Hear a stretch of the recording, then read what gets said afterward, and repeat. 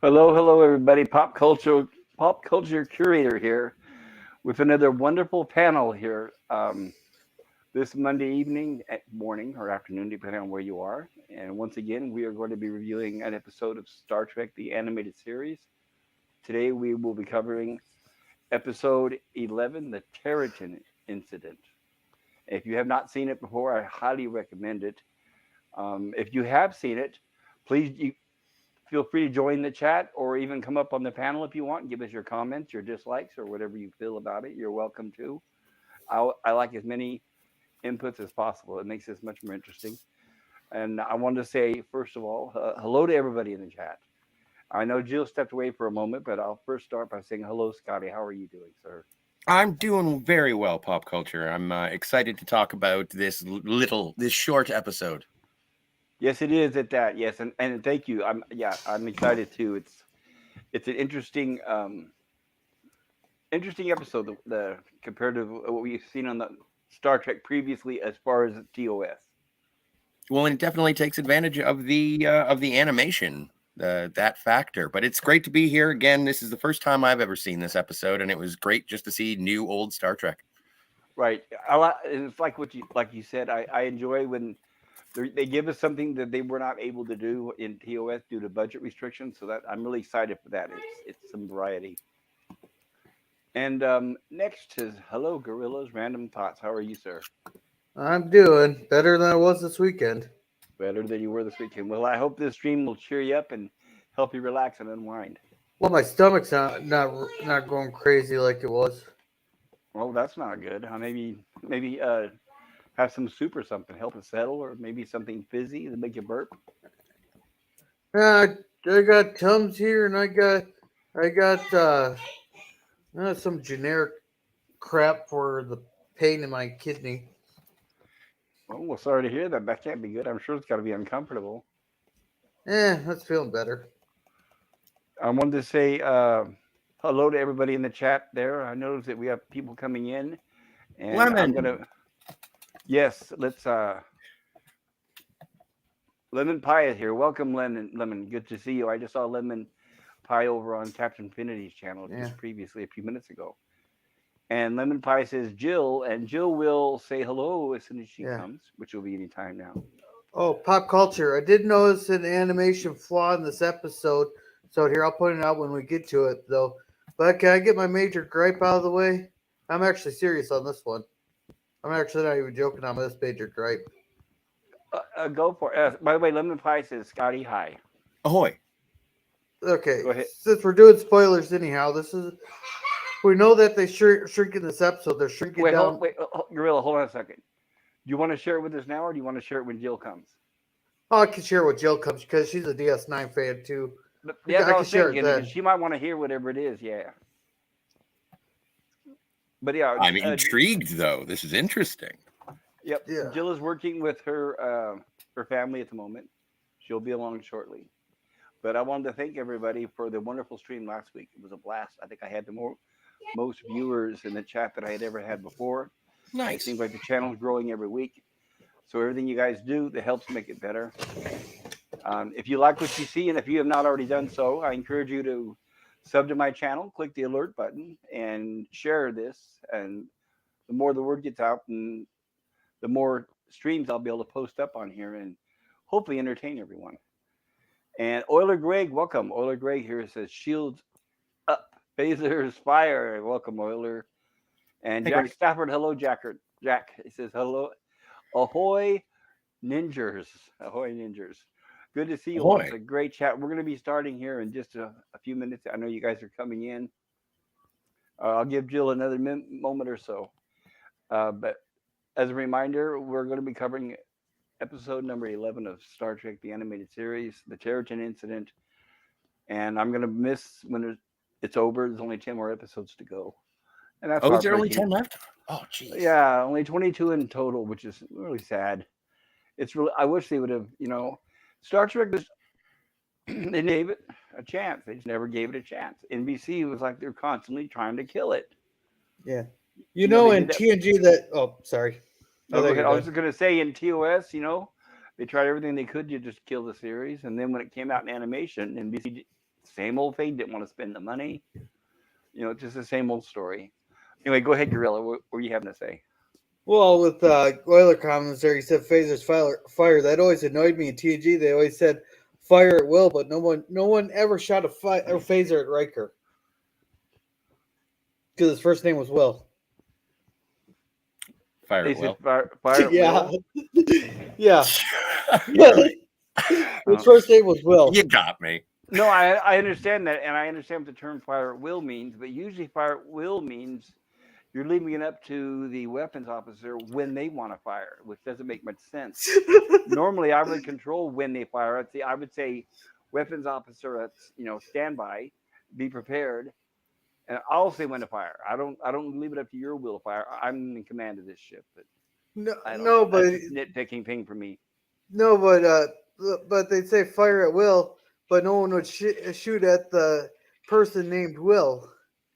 What's funny was point the phaser at him and fire. Well, it's funny is when the first thing that crossed my mind when you said Will, I was thinking of Pesley because his name is Will Wheaton. I get the names confused because they're all one person. It seems like to me. Hello, Captain. Welcome. Hello. Speaking of being one person, and greetings. Good to see you. Welcome to the panel. We'll be starting here in just a moment or two when Jill comes back. She's doing some family things with the kids. Oh, the Emperor. Right, and she's the brains behind the operation. So I'm just here on the side here to give commentary. But Jill's the brains, and she does the slides. Oh, so Jill, I thought you meant her daughter.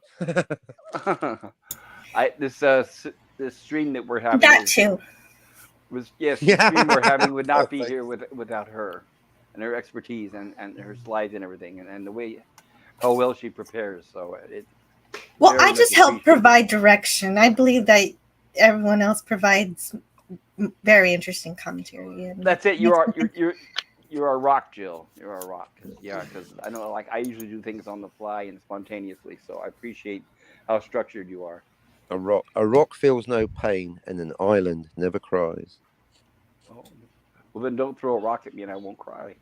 See, and the best part about Jill is that you will let her fire at will, and that means that you'll let her pick the slides, but also you let her choose as to whether or not she's going to fire at Riker or Wesley. Or Wesley. I can tell her which one. I even bribe her maybe with $5 to help if I get to choose one. Or William Decker. Or William Decker. There you go. Decker, right. And it's Willard. Decker. Welcome, Resolute German. Says, that's really corny, Gorilla. Gorilla wanted to share something with us, Jill, before we get started. You said he had something to share. What is that, Gorilla? He said it was serious. This is an actual legit gripe. Okay, DS9, they did a little side arc during the Dominion War, where the crew of a shuttle got shrunk down when they went through some nebula thing. Do you remember this episode, Jill? Yes. Okay, and they explained that when they got shrunk down, that they couldn't breathe outside air because the molecules would be too big for their bodies to handle, so they had to make an artificial air bubble while they did some reconfiguring of the ship's controls and they had to reroute the power for the crew that was still the same size.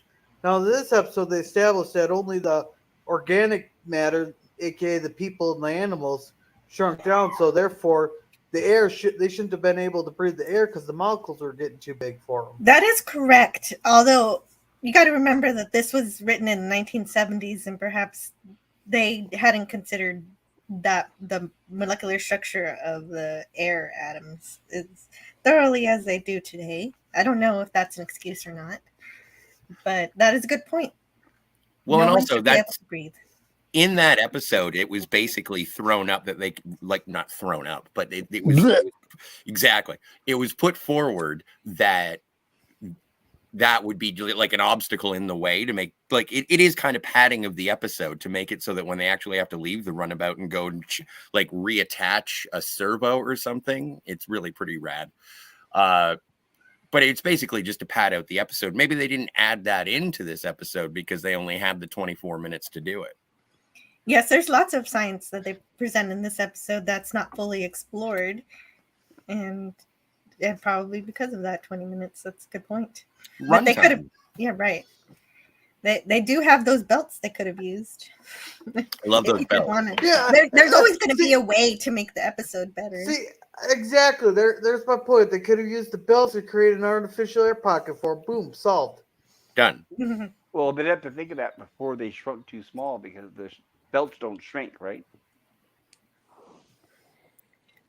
They'd have to make Right. miniature belts. Remember, Spock had to make a miniature communicator. Yeah, he did. That's correct. Oh, I missed that part. Okay, then that takes away from one of. You know what? I wish I could upgrade my vote now. No Oh, Well, the problem. problem is, the thing is that the transporter keeps a record of everybody's molecular structure, but do I they was also waiting. keep a record of all of the objects that have gone through the transporter as well as the people? a transporter so. log. The Transporter. magic Oh, of the transporter Magic again. transporter when you say episode. transporter, you mean those suicide booths with extra steps? Right, when you think in that case, then why don't they just have dilithium stored in there, right? Dilithium crystals, they could just reproduce them at any time. Well, okay, so they'll have the structure of the objects, but they don't have the actual mass or the actual materials to create the right. object Whatever it was because made they of. haven't created replicators yet. So Gotcha. eventually you'll be correct. So in future Star can- Trek, they can reproduce dilithium dilithium, crystals. or can they? whatever? I don't. Yes, they think so. can. The dilithium recrystallizes within the dilithium chamber of the warp core of the Enterprise. Right, but I was E. but I was wondering if it's, so they don't use transporters though to like to create new dilithium crystals based on the pattern that was in the transporter, right? They haven't done that. No, not in Next Right. Generation, to my knowledge. All right, gotcha. And I'm not sure if I got a chance to officially welcome Captain Finity to the panel, everybody. I said hello to him, but Hello. Captain Finity is here. Thank goodness to help entertain us, and as I'll entertain you. And I want to welcome Antiderivative Jill to the chat.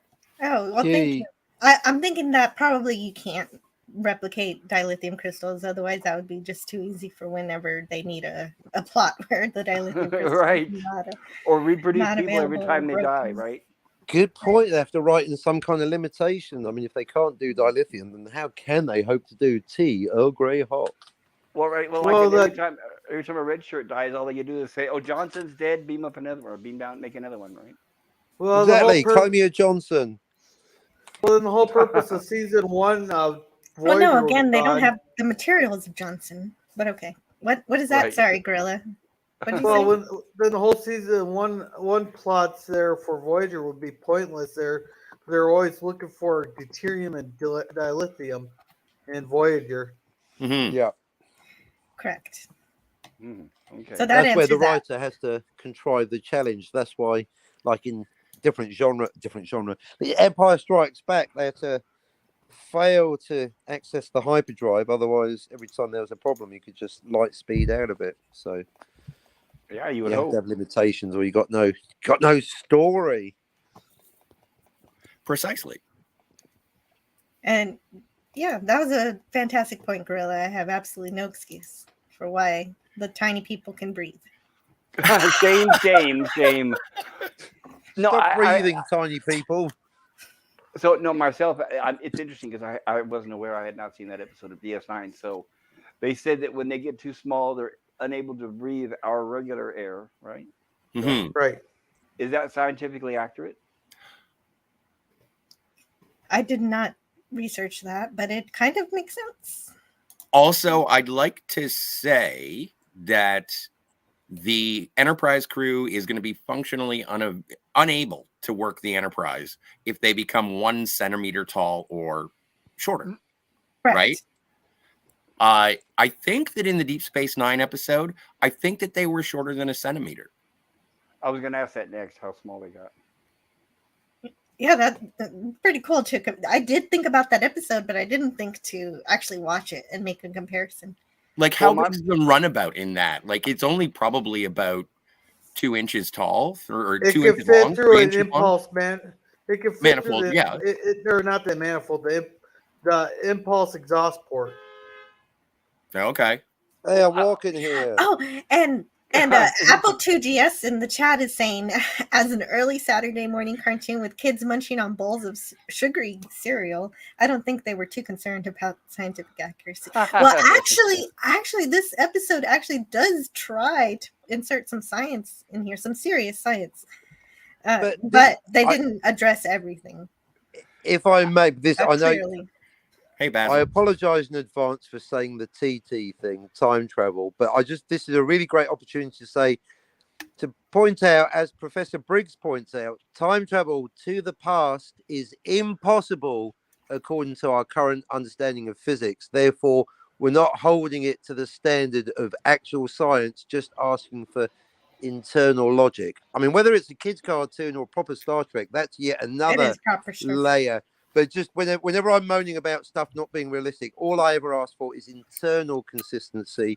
I'm not requiring Star Trek or Star Wars to adhere to real physics. Otherwise, we'd never get out of sick bay, would we? True. I don't require it to be realistic either, but I do love it when Star Trek does relate to real science. It is fun for us. The more the better. But I won't be like, yes. I don't think they could replicate well, because I don't believe in replicators or transporters, but I still love Star Trek. Right. And I like to say, I believe welcome Basil Battle Dragon. So good to see you there. And Basil Battle Dragon says, "Sub, thank you for subbing. I hope you enjoy being here." And Apple 2GS, you and I are going to be friends. Right. That's what I said the first time I saw him in Friday Night Frolics. It's definitely an information-rich comment, because there's yet a whole other discussion about whether you would hold what is a Saturday morning cartoon to a different standard, or on the other hand, if it's part of Star Trek canon, should it be held to the same standard? Yes. And how high is that standard anyway? Hey, I can answer that. That's its own live stream, but Gorilla wants to answer.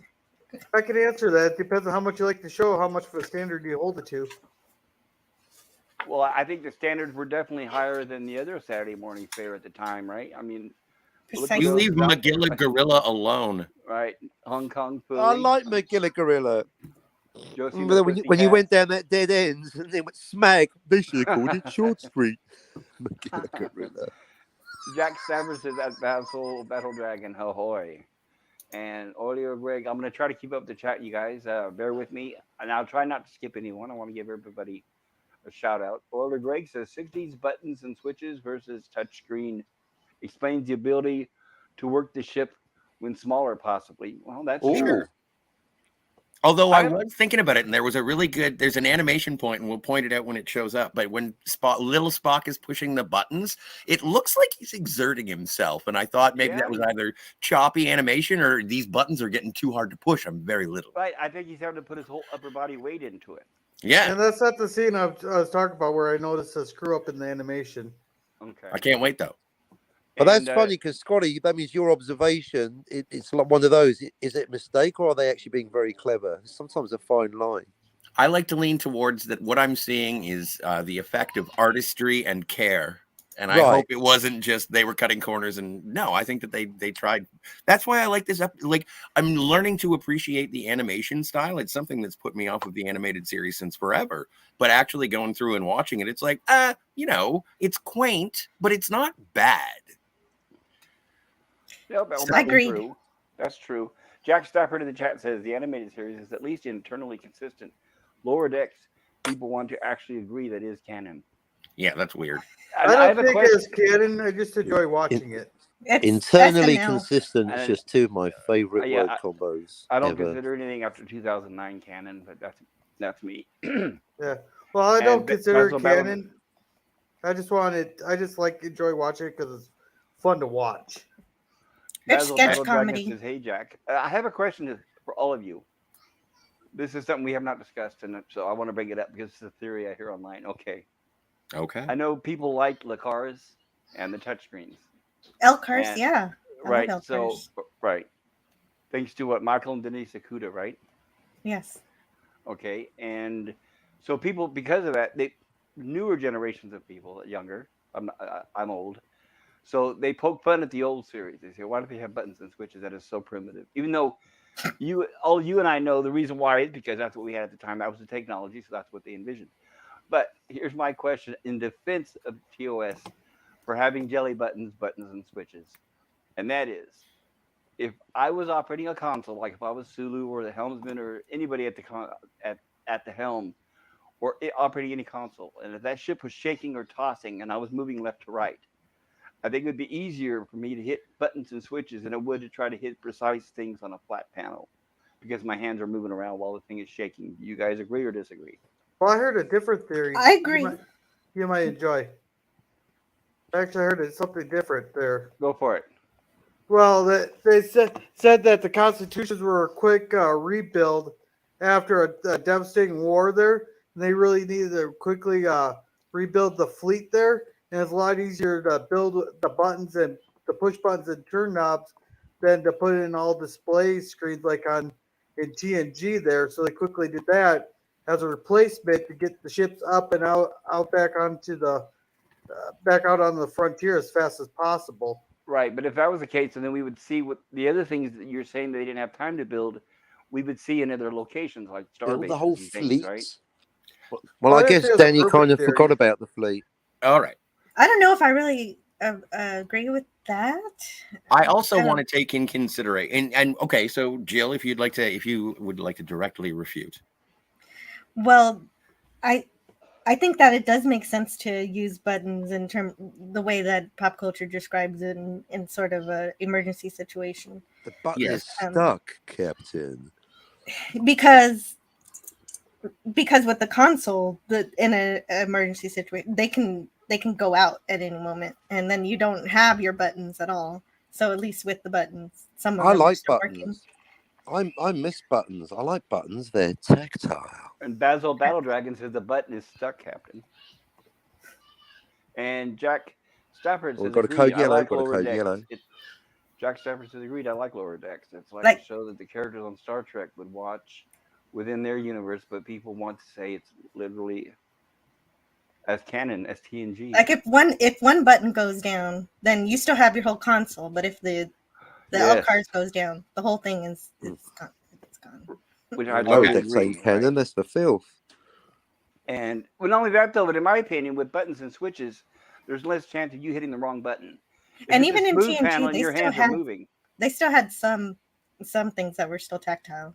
Yes. If I hear one more complaint about buttons in Star Trek, I'm going to write to Apple and insist they create a new computer just with lots of buttons on it. A lot of buttons. Yeah, I want buttons are great. Star If Trek I ahead may. of the curve. We haven't got there yet.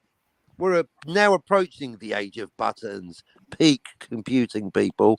Peak computing. If I may, Yes. I do agree with you in terms of the functionality of buttons, all the things, all the manual switches and levers and beepings and buttons on the Enterprise for the era in which the Constitution class was the flagship. Right. I posit that after 100 years of technological advancement and the expansion of the Federation and the galaxy, a lot more was put into things like inertial dampeners. They even revamped the warp scale. Like there's a lot going on in the technology aside from the manual input control. And even it is argued on some episodes. It's like, how many people does it actually take? Like they M5 it in Next Generation, being like, a lot of this is automated. Of Yes, course. and that's why they have backup systems for the backups. Redundancies for the redundancies. Well, Just that like makes sense. pulling 80 on years, technology. 80 years of advances would allow for that, right? Well, and that's what it is. And so while I do appreciate what you're saying for what we have now or what the 23rd century Enterprise had, the 24th century Enterprise had advanced as a whole to allow for that. You could reroute, like LCARS is not just the panel that it is. In functionality in canon, if you believe in Next Generation canon, you can customize it so you can actually have your hotkeys and everything the way that you want it so that you can do it. And so that it is most functional to you. How would you explain someone like Eric's on the Enterprise Oh. D? No, I understand that. Bespoke I'm talking hotkeys. right. I'm talking about. That's perfect if you're sitting still. Everything is still. But I'm saying if everything's shaking and you're flying around, it just But seems that's like what it's I'm- harder to grab something than. Well, then you got to try factor in the warp field dampeners, of course. Well, but that's the gravity. thing. Gravity plating, you got to talk about your inertial dampeners. You got to talk about the change in shielding structural integrity fields, most importantly. And also, it was kind of a golden era for, like, at the beginning of Next Generation until the Borg showed up. It was an And era the board. pretty That's not much aerodynamic, is it? complacency in the Alpha Quadrant. Everyone was just doing their stuff for 100 years, learning. Well, didn't they And still, whenever they were hit or something impacted, didn't they still go flying Well, and well, moving they around? jostle. It's a jostle. Yeah, exactly. A jostle isn't a fly. You can't use them synonymously. Look, it's a question of weight That's why I like ratios. If TOS. two That's why I Klingon like. warbirds I know, I get it. leave London carrying a coconut, That's why I like TOS. They actually went flying across the bridge. Oh, and they know what? do. TNG did keep up with that. Yeah, I don't expect them to. They can't be as perfect. I'll put it that way. Euler Greg says, "Good point. A simple analog switch would be easier to operate in certain situations." And Jack Stafford says, "If you lose your sight, you can still use a button like our keyboards. Usually not looking at them. Like if the lights are off. Imagine that. But there's no power. You can't see. That's Or a you good get point, blinded actually. kind of for a minute, like Eric's does in this episode. Yes, that's totally true. Yeah, right. Because if you can't see, if you're blinded, you know where buttons are." Euler Greg says it's a logical reason to have older technology in the future. And Euler Greg says, "I would suggest a combination of touchscreen and button switch as a backup." Yes, Agreed. that totally makes sense. I agree with that. Check out Enterprise. Euler Greg says original Enterprise is clearly superior to the newer versions, and I'm not going to argue that. That right there, yes. Euler Greg, we could be friends for life. Yes. And even I know it's more quaint and old fashioned, but you guys all know I'm fond I of like the TOS. Defiant class, thank you. Squiggly Johnson says Me too. most of it only happens after somebody from the back screams that the inertial dampeners are fading. So where these inertial dampeners? Where were those introduced? TNG. Yoto. Yeah, TNG. Okay. But they should have had them on TOS there, because just think the sudden acceleration to warp. If they didn't have inertial dampeners, they'd be splattered all across the. They usually start out Across the slow. place. You can hear the engine slowly dampeners. climbing. Right? They don't suddenly say warp 10 and then it goes bam, it's in warp 10. You can hear the engine climbing. Yes, but At it's least in still my faster opinion. than the speed of light, so the inertia of the human body would be paced on the backs of everyone. Speed of light, 186,000 miles a second, amazeballs. Exponentially higher. They had them, but Scotty was dealing with it off screen. Well, right, and not only that, though, anybody who's seen the UFO footage knows that they're able to stop it and move on a dime. So they've got a way of doing it. Inertial dampeners. Yes. And sorry, I know we're going on the 30-minute mark, and I know it's late for Jill, so I know we need to hopefully you start our. Oh, I'm Hey, having a we'll grand. back to Terratin two. Incident. I'm having a great time. Don't worry. Yeah, well, at about it. least Well, this no, so episode am we're I, talking Jill. I about the know. episode. I'm having a Sure. blast too. I know it's late for some people, and I don't want to overstep my time, but I appreciate that. Sure. Well, if you'd like me to get started, I will. We start with the captain's logs, and so those I just read straight from the script. Stardate 5577.3. We are approaching the remains of the burnt-out supernova Arachna. Requested update survey will begin with measurements of its radiation and volume expansion. So already this episode has me very interested because even today we still don't know everything that happens in the supernova. So including this story point for me in 73 is impressive. And I got this information from astronomy.com. The Chandra X-ray Observatory in Massachusetts took some pictures of the aftermath of a supernova in 2014. And these are a couple of images they returned. What's left after a supernova is usually a neutron star that's actively sending out high energy particles. And given this was written in 73, I don't fault it for portraying the star having gone supernova as burnt out. It is very clear that this episode is actually very interested in the science. So I appreciate it for that. I'm so happy when you get happy about the science of Star Trek. Anyway, that's great. Thank you. Yes, and they even explain that in the episode that it's giving out strong emissions. They don't really go deep into it, but they say I think it's pretty neat that they portray it as a gas cloud given these images. Absolutely, that's incredible. Now those images And are that- before and after, left and right, correct? Before on the left and after on the right. I don't know. I think both are from the aftermath. Got it. Okay, got it. Thank you. Why would you know where to point the camera if it hadn't gone supernova yet? You don't get to see it until it goes supernova. It No, had there's gone not. supernova. Oh, Hey, catch 22. It isn't put off hey, any Scotty. indication. What's up? Look, they actually they had a thing here where there actually is signs that a star's going to go supernova, and they've actually got it nailed down to within like a year or two when the star's going to go actually start the other way. supernova. So they got Okay. all telescopes are focused on that area at the time they think the star's going to go supernova. Yeah, I thought I've heard of that as well. Like, could be wrong. And I wanted to But how mention can this we before I be get- not getting a reading on that supernova, whether it's up or down?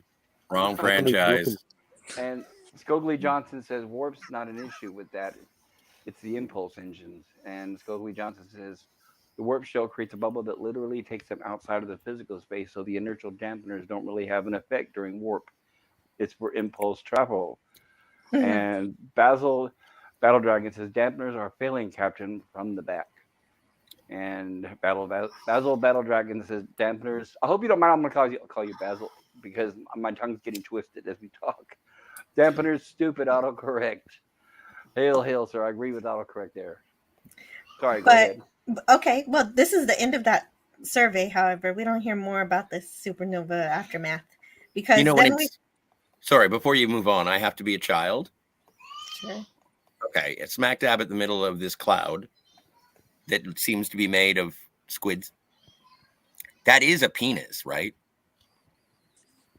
No, I don't see that. No, that's just you. I don't Okay. see that. I don't know where you got The that. Rorschach cloud. Well, you know what they say about art. It inspires. It's interpretive. Yeah. Anyway, okay. So No, we but it move looks on. like a little weenus. Anyway, we move on. Okay. So then we move on to the star Cepheus, which only they're saying only has one planet orbiting it. And Uhura says they've never gotten radio transmissions from that site before, but now they see it. Now she is getting those That's signals. we got a code orange. I think a code red. That's a code red. So Spock Code says red. that. Oh yeah, you do hear that, don't you? Okay. Red alarm, red That's a code red. alarm. Red alert. Jill, red alert. Okay. Jill, room 2. Transporter room 2. Okay. It's I'll be okay. right back. Hey, pop culture, remember that video I showed you a couple weeks ago? We really need that The on. parent thing. Once you tune into that frequency, you never tune out. Hey, pop culture, we really need that video that I sent you a couple weeks ago. Go there for when you let's go calm the kids down. Yeah, I don't know if that's appropriate or not. It's the ending of it. What the guy says. I know it's funny, but Yeah, it may not be appropriate, but it's humorous. Hubris. That's I guess my I could middle add a name. beep to it. I could always add a beep over over the Yeah, F there- word. Yeah, there you go. Yeah, maybe I will consider that. Yes, that's a good suggestion. But you got to remember now, sometimes her kids are making noise from excitement. They're not necessarily Yeah. complaining. No, I know but her still, little boy, you can hear him having fun a lot of times. yeah. And I wanted to bring up this as well as I'm sure you guys have probably noticed. I don't know if you've wondered, but the bridge here, the TS, has also added those big objects there inside the panels that protrude, which I don't think those were in TOS, were they? They were not. But one of the things that I think we've admired about the original Enterprise is that you can pull out consoles and put in other consoles, right?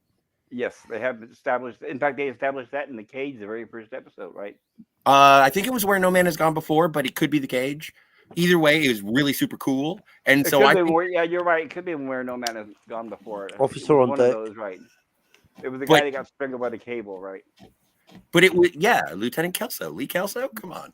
And so, but I like these as sort of this because they're going to do a mapping mission of a supernova, and they get pulled away from it, but they still have these consoles, and I think that they were mission specific.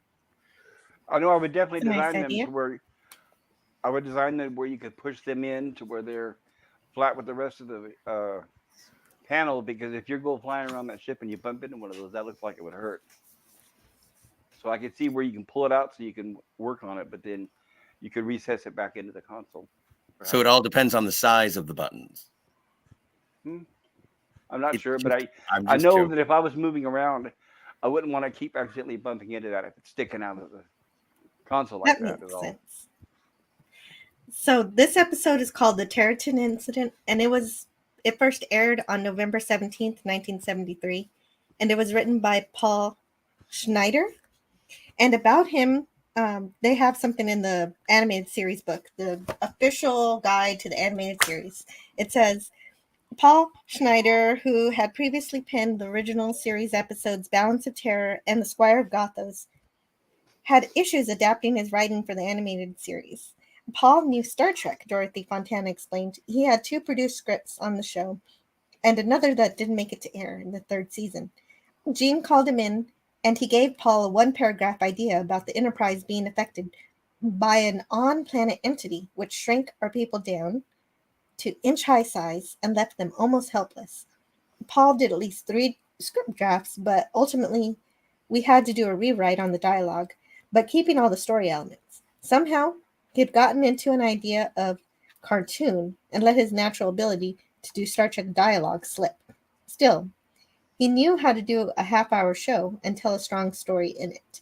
Because, basically, DC Fontana was the showrunner for the show, and she wanted to make sure that we were writing Star Trek and not cartoons. Absolutely. Which I'm glad they kept their writers up to such a high standard. That is excellent. Mm-hmm. And so that's what the book says. Yeah, once again, she's sorely missed. I mean, that was a lot of what we see here is because of her. Well, and it's part of the reason why I'm enjoying this series so far is just because it's still maintaining the tone. It is Star Trek. Yes, a little more humor, maybe, and maybe not as dark in some places, but yes, it's definitely keeping the tone and the characters. Sometimes there's a giant Spock, sure. Right. And That's what she said. sure, I like giant Spocks. And Spock says the signals are random until he realizes they're using an out-of-date radio code called Intersat, which hasn't been used for 200 years. The only It's code It's word the old codes. Sorry. the only code word transmitted was Terratin, but just that one word repeated gives Kirk enough of a reason to abandon the mapping mission to see what's going on. And I will be right back. Okay, And- then. Now It's the that old definitely code, sir, sounds but it like heads out. yeah. Wrong I think franchise. she's got panicking in the back. Sorry, go ahead, guys. Hey, somebody closed the turbolift door. Thank you. Yeah, they finally remembered, huh? Yay. Hey, wait, I got a question though. How the hell did they use a needle to open the damn door? Well, they had a. What do you mean? They showed that they apparently that down by your foot there's a little eye sensor. Is what they're saying. So it's not operated by weight, but it's operated by if you block the beam, which is interesting because that was basically 1970s technology, right? You could buy those at Radio Shack. That's how the doors opened at Radio Shack. Yeah, those beams. Yeah, a friend of mine and I, we bought one and we played with it in several ways. It was interesting back in the day, but basically it was just like 2 flashlights went on either side of the door that pointed towards each other. And when you cross that beam, 7-Elevens, if you go in a convenience store, they still use them. It's 2 beams facing each other, and when you break that beam, it sets off the noise. The difference is, which I'm not going to fault the show for that, is there was dramatic times where Kirk or somebody would walk up to the door, turn around, finish what they're saying, turn around to face the door, and then it would open and they'd walk out. Yes. Or there's some times where, like we've seen, where the characters are running and the door opens before they get to the door. So it's for dramatic purposes, but that's how they explained in this how the little people opened up the doors was by triggering the little I beam, which is apparently about an inch off the floor. Well, and then the other question is why are there so many needles and threads lying around? Yeah, Yes. that is funny, huh? A lot of Right. sewing going on, guys. No sewing going. I'm especially Captain Kirk's chair, right? Yeah. Make it so. Why is there no seatbelt? Still no seatbelts. No We did see seatbelt. What braces. is wrong with you? We did see seatbelts a couple episodes back. Remember now? We don't Surprisingly, need But there isn't seatbelts. one We have today, is there? buttons. And where's Chekhov? Where is Chekhov? Where's Where's Chekhov? Chekhov? He's Hey, at we don't Starfleet need. Oh, Academy. he's away again, Captain. Yeah, We Yeah, don't well, need whatever. seatbelt You got before him we're tied going. up somewhere, Oh, sorry, Gorilla. wrong Everyone knows franchise. it. Yeah, Walter Kagan was home probably saying the same thing. Where's Chekhov? Exactly. So as they arrive at the star and then the planet here, Spock explains what they do know and Kirk explains what they don't know. Spock says, only data is from early exploration. Planet listed as Class M, core molten, mantle and crest entirely crystalline. And Kirk replies, but nothing on the computer banks about the surface eruptions. Theirs are likely radio source, simply crystalline projections of recent volcanic activity. Wait, I got a question. So if the whole planet there is crystalline and it has no planets, how can it be Class M? The crust is crystalline. But there's still no plants to create the. Class. Cause there's no plants to create an atmosphere, a breathable atmosphere for humans. I'm guessing that it didn't used to be this way. Well, initial surveys, Commander, indicated that this was a Class M planet that was with a molten core. Its crust was crystalline. Yeah. Yes. Then you would have had, your flora, fauna, ecosphere, then all the biosphere stuff that happens, and then an atmosphere around it. You can still have a crystalline planet that sort of interacts the same way, right? Although it does seem like it might be a situation that it would start erupting because of the crystalline core And it has. eventually. And it is now. Yeah, who would decide to live on this planet? This seems kind of dumb. You show up on an M-class planet that has outcroppings of crystals, but there are still trees and grass and planets and stuff. And it's like, this is nice. I like this. The water, it's so clear. Maybe it was a research outpost. The views are great. Come on. The retail potential is amazing. We left Earth to stop the rumbling of trains going by, and that seems to happen rather often, Curtis. No, it'll be fine. So we get a couple of quakes. What's the big deal? Welcome to Krypton, everyone. I hadn't thought of that. Then we see a radio dish performing some type of action. So that's probably where we're getting our radio from. Spock registers a disturbance that he wants to investigate before they orbit the planet. So Kirk checks in with all of the departments. So I guess that's where the disturbance comes from, or that's the radio. I thought it was where the disturbance was coming from, but I could be wrong. Yes, I think so. I think you're right. Because that's a signal being sent by the. I know we haven't gotten there yet, but that's a signal being sent by the inhabitants. Right. Exactly. Right, and I was going to say, maybe for the future, maybe they had a way of terraforming that planet where they were able to create oxygen, even though there's not planets. I mean, even though there's not plants, because those people are living there. We're good with that. I'm talking about before they shrunk. Does that make sense? Yeah. Yes, that's a good potentiality. I would love to hear more about that. So he checks in with the helm, engineering, sick bay, and we learn about these mice that are transparent. Right. Yes. Semi-transparent mice. Yeah. What do they call them? There's a specific word. I'm sorry. Gossamer mice. Good work. Also, what's wrong with your eye? And then there's a floating goldfish. Yeah, a halo fish. With a very short memory. And so there's a goldfish. Fish? Yeah. There's goldfish. Yes. Is that like a baby? I just have a short memory. Anyway, sorry, I was trying to be funny and failed again. Go on. No, I was continuing it. Commit to the bit. That was great. There was a goldfish, huh? What? So anyway, there's a goldfish. There's a goldfish. I like how since they don't know where the disturbing impulse came from, Kirk just calls it X waves. Yeah, I But like that too. That was cool. They goldfish now. they still don't know what they are. But No we seatbelt. but of course we orbit the planet anyway.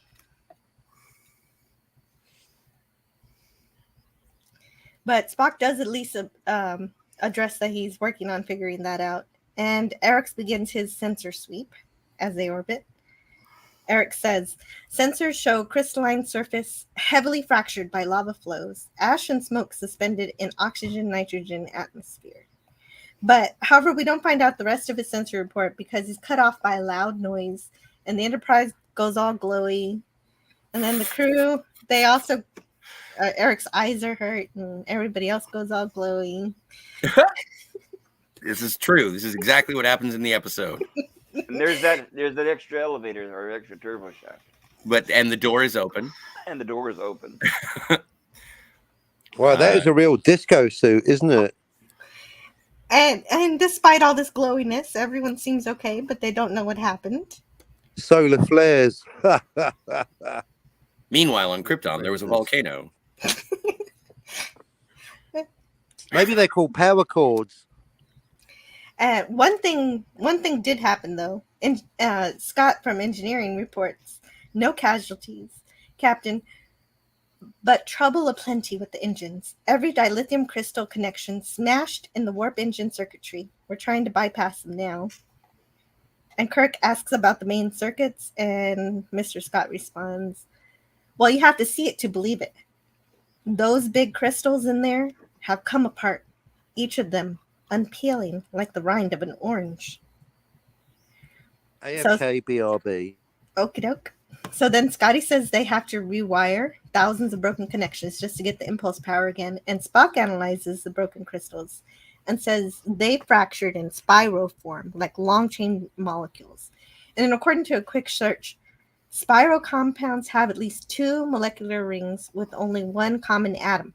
So it would be a very simple structure, which Kirk begins to counter by saying that dilithium is supposed to have some of the hardest molecular structure, which of course would suggest something more complex than what Spock has seen.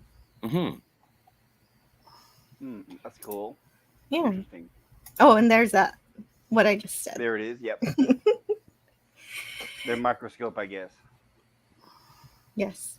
Do you think the nose, the indent would be on the bottom of it instead of the top of it? It's like upside down. I don't know. You're right. It's upside down. Interesting. You know, I appreciate that we have all these buttons and stuff, but if they could make the Viewmasters make it so my nose fits without hurting, that'd be great. Yeah, and this view of this angle is totally new. I like this. Yo, this is a great view. Yeah. Yes, so Gabler in engineering reports that the tools are too big. And there they are. Those are the tools that are too big. And then we have a similar report from the dining room where the chairs and tables and everything is too big. And it's so interesting as a ship full of Starfleet She officers said yes. Sorry, They- Ariel. decided, oh, thank heavens. They decide, sorry, I don't mean to be dismissive, but I'm just looking at this mustachioed man, confused by the size of his cup, and it's like, oh no, the cup must have got I bigger. know, what's going Yeah. on? That's You know, what's funny, I right? know a That's what they bunch thought of, at first. you know, Like a at bunch, first they think everything's getting bigger. Go ahead, Gorilla. you know, I know a bunch of people who would kill to have a coffee cup that big. Me. Well, you just use a Well, bucket. Captain Phantom there too. Yeah. So at That's first, so funny. Kirk believes the ship is expanding, but Spock considers that they could also be contracting, prompting Kirk to order the ship away from the planet.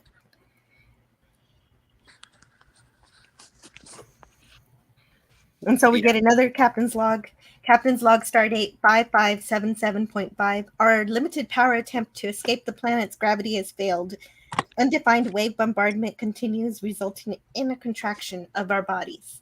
or an expansion of the ship by a factor of 0.3. They don't have enough power to get away from the planet, so they continue to shrink.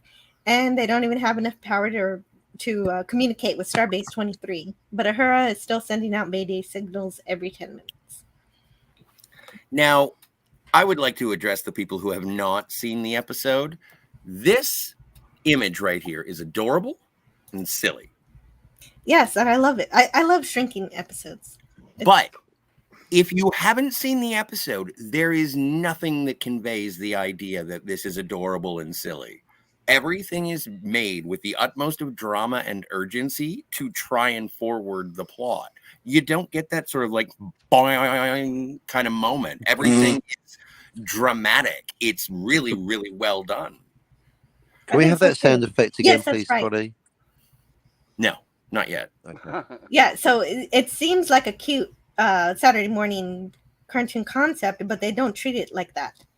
It is serious. They are seriously shrinking, and they're seriously facing the issues that come with such an eventuality. Exactly. Well, Captain Infinity says he's got For two instance? concurrent strong copies going right now, I guess. It's Sweet. just so funny. I'm loving it. Eric's cannot continue sensor sweeps due to no longer being big enough to use the opticals, and Mhm. Uhura is climbing the consoles and still can't reach some of the dials. Look at the chair.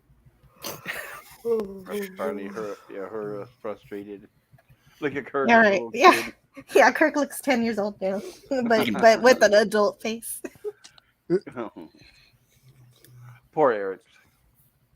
And yeah, so this is just a series. There's Uhura climbing the console. There she is. Gratuitous butt shot. There you go. There's your Don't rule step- right. 34. And don't step on any buttons, right? Oh, Scotty. Poor Spock. He's not even in this. I know, right? He's right there. No, Scotty. All right. He's in engineering. In the medical lab, McCoy confirms that they are shrinking. He says, Watchmen. that's why our weight remains the same number of atoms. The effect is just reducing the space between the molecules. It's something I've never seen before. I want to say welcome Meatman 419, who says, I would protest there are no strong women and not nearly enough POCs. Hey, Meat Man. Good to Hello, see you. Meat Big man. Who gave who a boost onto that table?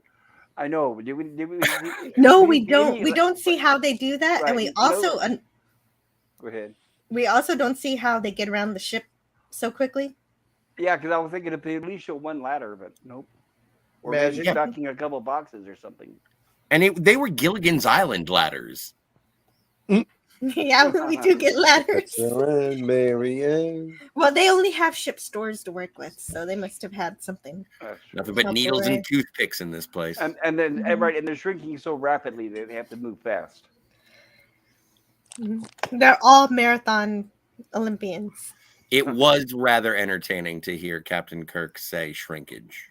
We have to deal with our shrinkage. And I was just like, oh, that's funny. In hindsight. And so the worst part is that they don't know when the shrinking will stop. Spock says, I was in the pool. No, that's not what Spock said. yeah, what He he once he says. commits to the bit, folks. What Spock says is that they could keep shrinking for a while because of the space between the atoms being relatively as great as the space between stars. Hmm. And I'm not sure I don't buy exactly. it for a second. I'm not sure actually how shrinking would impact the electrons surrounding the atoms and everything, though. It seems like Oh, it definitely. might be It's an a no-go impact. in real life. Forget it. It's less plausible than time. Do not apply real Yeah, physics to it. Right, I think there's a little more fantasy here. well, Yeah, possibly. definitely would. They'd collapse their entire exoskeletons. There if they is don't space care. in between Atoms. atoms. It's Yeah. all space. But I I know don't- that's the weird thing. Real life's trippier than anything these knuckle nuts could come up with. Are you kidding me? But It's I all think- Jill. Hear this. Why is my hand going through it? It's 99.99% empty space. But listen, why is my head not going through the wood? My head Well, I think not going ow, growl through the. Please my stop. forehead through the wood. It's not happening, Jill. Please stop Why? hitting yourself. Physics. The I electromagnetic believe force, that. Jill. I think the thing, yeah, right, the electromagnetic force, but I don't think that we understood that quite concretely in the 70s. No, any more than they understood that touchscreens would Well, replace buttons. We can't blame them, Jill. We can't blame them. Exactly. So our understanding of quantum mechanics is much more advanced than then. So they didn't realize that the space between the atoms did indeed have something. It's a Saturday morning cartoon, like you said, folks. Stop electricity. applying real world physics to it. Specifically the electrons. Yeah, 1 minute you got milk and cereal all over your face. Now your nails bore up in this mofo. Get real, people. I think that they applied as much science as they could understand here. Paul, I think, did a good job. He missed totally a few agree. things. Yes, I'm fine with it. Me too. I'm forgiving. Mhm. Because I Yeah, explained I vote earlier, for Jim, you, before yeah. you got. I explained earlier, Dear Jim, before you got here, that Star I like Trek the shrinking Saturday spots, morning too. cartoon, I thought your application of real world physics wasn't really quite where it would be. Dear, yours sincerely, Niels Bohr. Now, if it was written today, then we could be more harsh on it. Right. Well, they would have a different way. They'd have to have a different way of explaining it, I guess. Well, they'll deal with it emotionally, surely. And- Someone will cry, and that will make them shrink. And honestly, any science fiction that makes me think about the realities of quantum physics is a win for me. Yeah, that's a good point. Yep. Wouldn't be hanging out on a Monday night talking about quantum physics and relativity. That is the holy grail of physics. That is it, isn't it? Reconciling the two, because they all work within their own sphere, but you can't reconcile them. Oh no! Right, Newtonian Oh, physics, no. quantum physics, they work. Quantum mechanics and relativity theory, just two separate departments. They don't talk to each other. There Yeah. it is. Well done. So the animals are not getting too small. The rodents are. Well, wait. The animals are getting too small. Yes. The rodents have escaped, and they Right. look like that. And yes, that's what I was going to say. Not only are they smaller, but they're half invisible. So watch out where you step, I guess. Mhm. And now also, we're told that the fish is smaller, although we can't really see the scale. And Nurse Chapel's bracelet is too big. This is a really weird conversation. Also, that's that's kind of strange. It looks like the last slide was someone was giving someone something, and this is Spock in the background being like, "What's going on?" Who's that? They noticed this is where they noticed that her wristlet or whatever it's called did not shrink along with the rest of the body. So It they was started an to realize arm. It was organic. It was an armband, and her arm got smaller, and That's so it it. fell down to her wrist. And then she says the weirdest thing, and she's like, "More like a necklace now." And it's like, your wrist is smaller than your neck, Christine. You're a nurse. Yeah. It doesn't make any sense. It doesn't. But right. there, yeah. So actually, my favorite part of the episode isn't even the astronomy or astrophysics that we've explored, but the attempt that it takes to try to explain how everyone's clothes are shrinking along with them. They named some bizarre. Yes. Yeah, but I like it. It's great to have a real reason besides just saying that we don't want a naked crew wandering around in Right. So they say that the material that their uniforms are made out of is organic, which yes, algae based. Uh-huh. Hey, I Algae could based. tell you. I tell you, I'd be a lot more entertained with a bunch of naked crew running around. On Saturday morning cartoons. Yes, that's the naked time that Gorilla Random Thoughts always Yeah, wanted. this could be the token F for that. Come on, episode. man. I'm kidding. Uhura I'm was kidding. climbing on the console.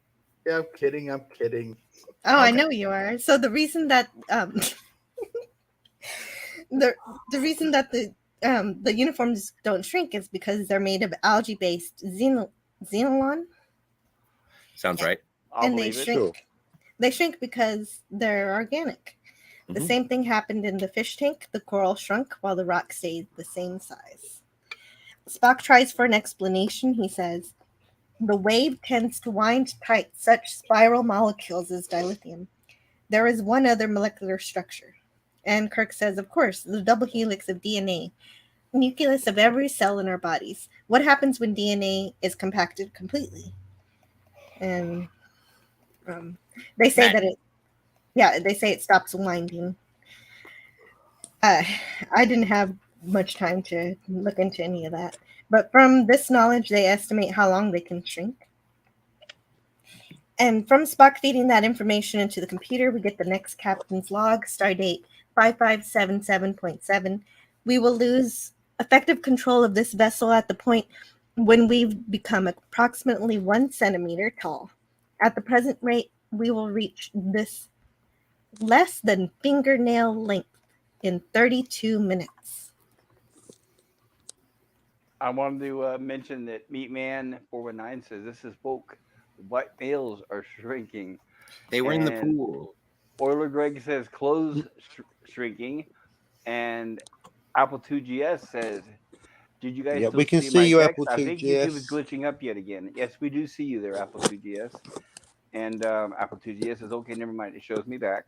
That is correct. We do see you so far. Euler Greg says, I see you, Apple.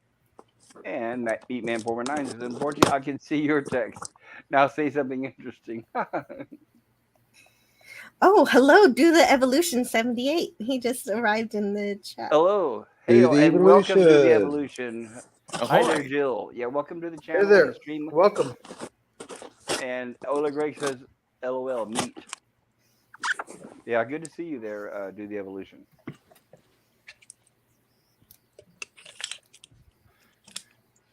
Like, So we- what kind of There they ladders are. are these? There's, you know what? Those are probably literally the Gilligan's Island ladders because remember, Filmation also did the Gilligan's Island cartoons around the same time. Oh, that's true too. That yeah. is the Gilligan's Island ladders Right. that we see when they're building the huts that Right. Gilligan took while the professor was on. Right. And we get to see Eric's standing, which is good. We don't see him walk, but we get to see him standing. How does he? yes. I don't need Very to know. carefully. Okay, Very carefully. very careful. He uses the 3 seashells. Wrong franchise. Well, always Plus- imagine if he has 3 legs that are side by side. I'm guessing the way he would walk would be to center one out while the 2 are back, and then pull it back, and then move the 2 outer ones forward. So I'm fine center with leg this. and then 2 outer ones, center leg, 2 outer ones is what I would imagine. Totally fine with that. I agree. Case I- closed. I would love to see his walk cycle, but I don't think we see that, do we? I'm surprised some fan somewhere hasn't done something around that. But I'm gonna look it it up. seems like everything's out there, right? Yep. And, Especially, well, no, I won't say that. Ola Greg, thank you so much. Ola Greg says like and subscribe to help the channel, please. Yes, thank you, Ola Greg. I appreciate that. MeMan419 says I have my own to worry about.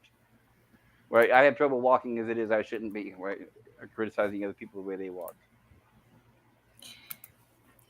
Yeah, and Or she doesn't look happy at all, Not at all. and she can't put that thing in her ear anymore, right? I was just thinking the same thing. It's too big. She can't even lift it. so Sulu wants to try to fire a phaser at the planet to stop the wave, Very out of character. That's funny. Yeah, just shoot it. but Kirk says the wave's coming from 1/6 of the whole planet, so firing at one little spot would be a waste. Okay, then photon torpedoes.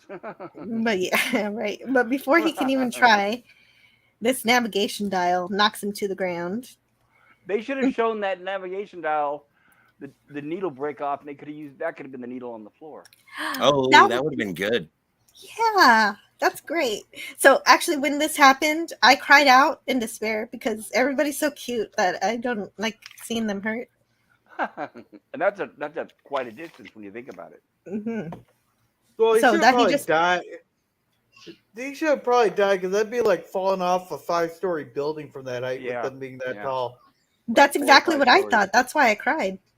I didn't cry, but I mean, I cried out. You know, like Exclaimed. I don't You remember exclaimed, exactly. I right. exclaimed, yes. And so the fact that he just broke his leg was very lucky. Well, and also, if you go back one, first of all, Eric's has paws, and does then look like he's that. kneeling, so you do get to see sort of Yeah, like some positions. that's really cool that he's got his like okay, so he's got one arm going over helping Sulu. He's got one like resting on his knee that is forward. 2 legs are back, and the other one is sort of just at his side. The animation for Eric's is intriguing as all get out. The character design for that and how they do it is just baffling to me. That it's realistic. Right. I think this is the most we've seen with his character in one episode. It's the dynamics and the different positions. I don't remember seeing this many before. It's too bad he's so small. Oh well, yeah. That's It's too what bad she said. Well, it's too bad. It's too bad they didn't bring him back. With CGI and everything. It's too bad they didn't bring at least one of those characters back in the newer renditions. Agreed. They did bring that alien race back in Really? Lower Decks. Oh, did he show walk? But wearing a gown. Oh, Pop culture. Cheaters. Pop culture. May I read out Meatman 419's comment because it's a classic double punchline, folks. This is comedy gold. Meatman 419 says, "Hey, my girlfriend used to say 4 inches is fine. Ha ha! Just kidding. I never had a girlfriend." Double punch, that comedy gold, folks. All 4 inches. Triple punchline from Meatman 419. One shy of a relaxing time. And Euler Greg says, "Don't swim in winter, Meat Man." And Do the Evolution says that's what Kmart said when they kept losing merchandise to the thieves. Oh, I remember Kmart. So And sorry, and damn shrinkage. Sorry about that. Hey, Mike, trying to get caught up here. I don't want to think I accidentally skipped people. Do the Evolution says, "Wait, 3 legs, 3 arms." Sounds right. And Meatman 419 says, "Thanks, I'll be here all night." Okay. Sorry, Jill, go ahead. that's fine. These are the glad magic tones. I'm glad you're reading the chat. It's great. So his leg is broken, and they provide a splint, and they take him to sick bay. But there's an issue. Everyone's too small to activate the door. So luckily, Kirk finds some kind of pin on the ground to wave in front of the detector. There we go. So I guess he has to do that for every door. Okay, so once they get into the turbo lift, okay, they still have to grab the handles, turn them, and say where you're going to go. Yeah, apparently that's why. Yes, that's a good point. They completely gloss over that. Did they ever establish the handles in TAS? Oh yeah, or in TAS, they still grab them. Yeah, they still, yeah. I've seen it. But they don't have to turn. They just have to talk to the computer. But the handle. That's what I always wondered. I thought it was voice control, but they have it where there's like I've seen 3 or 4 people in the turbo shaft, so each one grabs a handle. It also could be like just based on where I am in terms of rewatching the original series where they still do that. I don't know if if there was ever a moment in the original series where they just walked in and said, "Take me home. Transporter room 7," whatever they say. Scotty did when he says up your shaft when he's aboard. Yeah, but that was in the movie, so I give it a pass. Yes. Yeah, that's in the movies. Because it seems that they would have advanced. But they also, like in Wrath of Khan, they use elevator buttons. Right. And they don't have the little bar that you hold on to. No. So Chapel thinks of using a microscope laser meant to heal ear bones on Sulu's leg, which is pretty brilliant. Yep. But as she goes to go get it, she falls too. She falls in the fish tank. She trips. And I'm happy that the halo fish isn't carnivorous. And I wanted to mention something too. Her body, normally our body mass is equal to water. That's why most of us float. But if going by what they've been saying, that her mass is still the same, she'd be weighing a lot more and she would sink like a That's rock. true. That's a good. Yeah. She wouldn't be able to swim, let alone get to the top and yell for help. But I'll overlook that. She's like Ant-Man. Right. Maybe she's like Ant-Man. Maybe that thing is like a flotation device. Like an airplane's seat. Right. So Kirk finds a needle and thread. Jill, are you aware of the series Land of the Giants? I've heard of it. Okay, it's about these people that crash land on a planet, and they're all miniature, just like this. And a lot of what they're doing with the objects and the way they're manipulating, like the needle and thread, that's used very heavily in Land of the Giants. Okay, that makes sense. Mm-hmm. But they climb doors with it and everything, right? It was always the needle and thread. But if you're gonna bring up the fact that you have a bone knitter, if only we were big enough to use the bone knitter, Doctor, says Christine. I'm on a first name basis with her because I just watched What Are Little Girls Made Of. But why would you have a needle and thread for anything? Don't you have one of your algae sewer machines that just does it electronically? Like at this point, seriously, why are there needles and threads? Well, in TNG, I guess maybe they replicated it when they had to do actual stitching because of some reason. Okay, right. I So the remember. question is, right. So the Well, and question also, is, sorry, if you get a small tear, do they just throw away the whole shirt, or do they stitch it, or how do they repair it? in the original series era, I don't know. They would probably repair it, I would assume. It So is definitely not. I'm being pedantic. Yeah, it Yeah. definitely is not addressed. There's lots of things not addressed. I love you for it. And Thank we you. have seen, right, and we have seen defects and tears on their clothing in the show.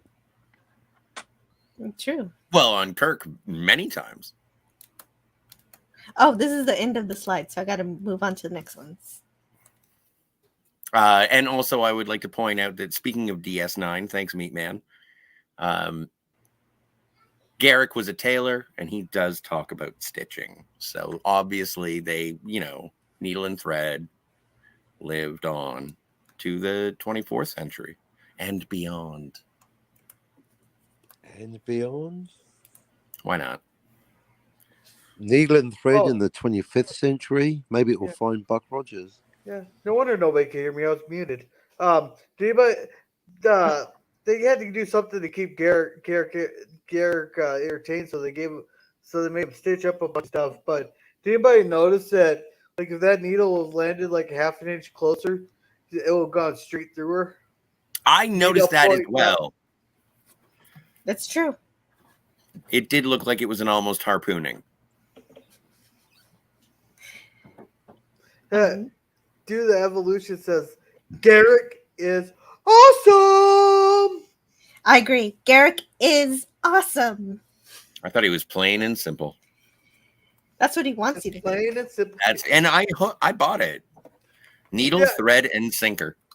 No, but they take the guy who's the most complex character ever in DS9, and they just say, "Oh, he's just plain and simple Garrick." Okay, so the little laser works to heal Sulu, and Spock figures out that they will continue to shrink until they are 1/16 of an inch high, which is way less than the centimeter at which they would no longer be able to jury ways to control the ship. Right. So Kirk wants to beam down to the planet right in the middle of where the X-waves are coming from. And Which you think they would have thought of the first time, or originally. Yeah, right. Why didn't they do that when they And were here's still where- really right. big? And astoundingly, he says he wants to go down by himself. Yes. The communicator is almost as big as he is. I like that shot too. That'd be very cool. A meat man organizes so she can hide in the little sea chest. That's true. She could. For how long? For how long? And Do the Evolution 78 says that Meat Man 419. I remember that episode. That's when Dax was piloting a mini runabout shuttlecraft. Oh, I'm getting behind. I'm sorry. Do the Evolution 78 says Garrick. And Do the Evolution 78 says is. Meat Man 419 says, yes, that was a cool episode. I'm probably the only one here who has not seen it. Do the Evolution 78 says, awesome. And Meat Man 419 says, hot Dax. Yeah, people seem to like Dax a lot. Do the Evolution 78 says, Meat Man 419, what do you think of the Dax replacement? And Meat Man says, thumbs down. I guess that's a negative. I think they just didn't have enough time to develop her character. They tried to rush her character development, and sometimes it suffered for that. I think if there were more seasons, Ezri would have been an even better character. Are we I don't talking think she about was too another bad. case where an actress left the series and they replaced her with somebody? Yes. Oh, But Yeah, logically. there that's a was hard. contract feuds. That's a hard role to fill when you have to, for characters. Do the Evolution 78 says favorite Cardassian insult, spoonhead. Love it. And plus, I met Nicole DeBoer, and she's really great. And you know what's- Canadian. You know what's interesting is this kind of reminds me, and I know this is not related right now, but perhaps I'll bring it up Wednesday. But it was the same with Gilligan's Island when they made the reunion movies. When Judith Baldwin had to take over for Tina Louise, she was very hesitant and afraid because it was big shoes to fill. She wasn't sure how she would do. Right. She was very self conscious, and she wasn't sure how the rest of the cast would handle her. And I'm happy to say they all accepted her like her family, which they always considered themselves. I'm glad they accepted her because the entire movie I was like, hey, that's not really Ginger. What's going on here? Yeah, as a kid, I was very disappointed. I was upset, but then you start to hear behind the scenes of what really happened, and she did a True. great job. Yeah, I'm she sure couldn't she be did. 100% right. She couldn't be 100% Tina Louise, but for what she did, I think it was wonderful. Sorry, and that's for a Sure. different day and a Yeah, different that's thing. for your Wednesday shows. But for Yeah. now, let's go on to the next Captain's Log supplemental. There is one last measure we can take to try and stop the bombardment of the lethal spiroid wave. There must be some intelligence behind it. I'm going to attempt direct communication by beaming down to the planet's surface. We have no reason to expect success, but our height is little more than 2 inches, and even this action will be beyond us in 15 minutes' time. So I love this part where Scotty and his engineers are putting together a series of ropes and Pulleys. pulleys, pulley Yes. systems, yes, using simple machines, very basic simple machines to pull the slider controls, including setting the automatic timer to beam up Kirk after 10 minutes. After only 10 And minutes. we discussed that in a previous episode. Is can you set an automatic timer on the transporter, or does somebody have to be operating? And I remember we were talking about that.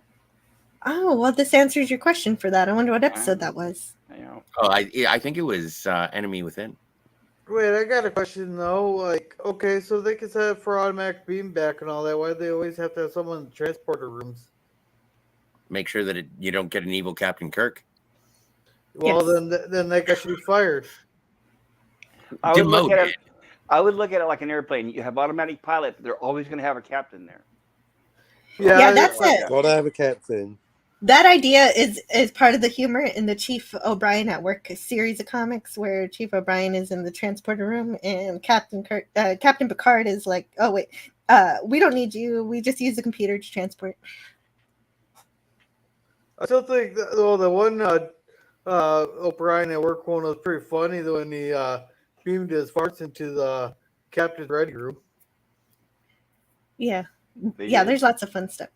Well, this is Oh, the just a comic. cartoon. This is Oh, a that's right. comic. This is an Parody. online comic strip. Gotcha. Okay. It, It's not at all canon. It's just silly. It's just silly the for fart fun. scene is not canon, people. It's It's really it's fun. fan fiction. It's fan fiction. Yeah, it's fan fiction. It's real fan fiction. It's great.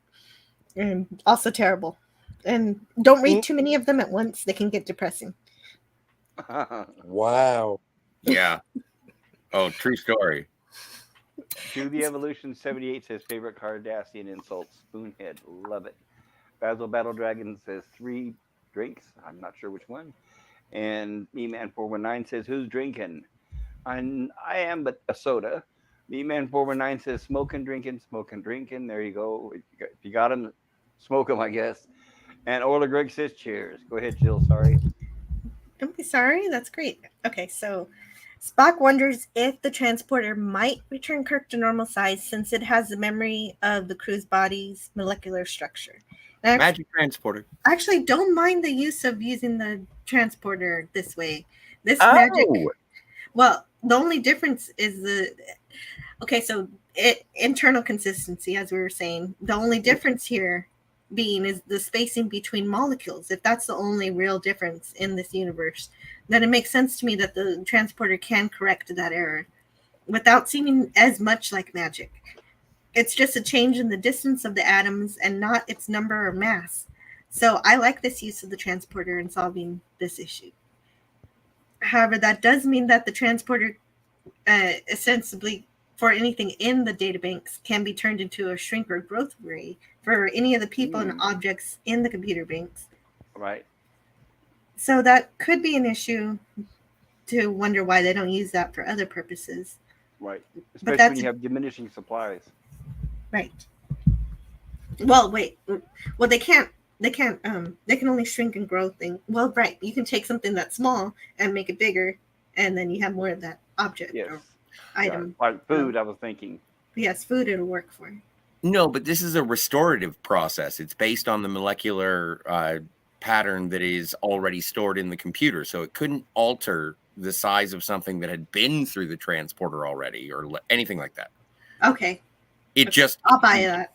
it literally just says, oh, I remember this pattern, but it was bigger last time or smaller last time. So you can, I can see how this could be a filtering of sorts, but I don't know.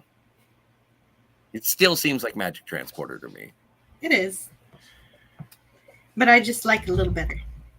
Okay. A little better. I'm just baffled. This is the first time that Magic Transporter worked on you. It's crazy.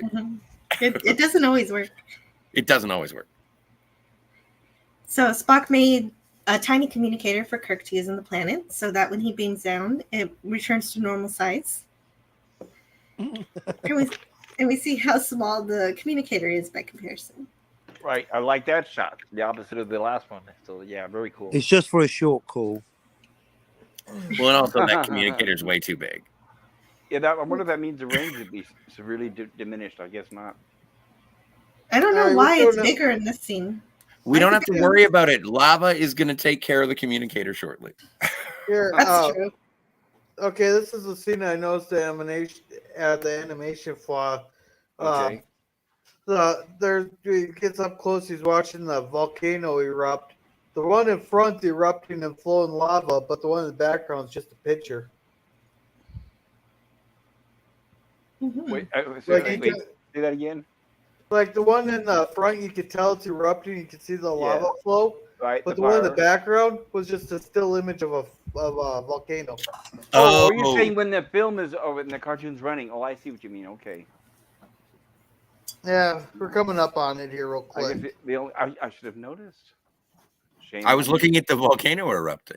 I didn't notice it either.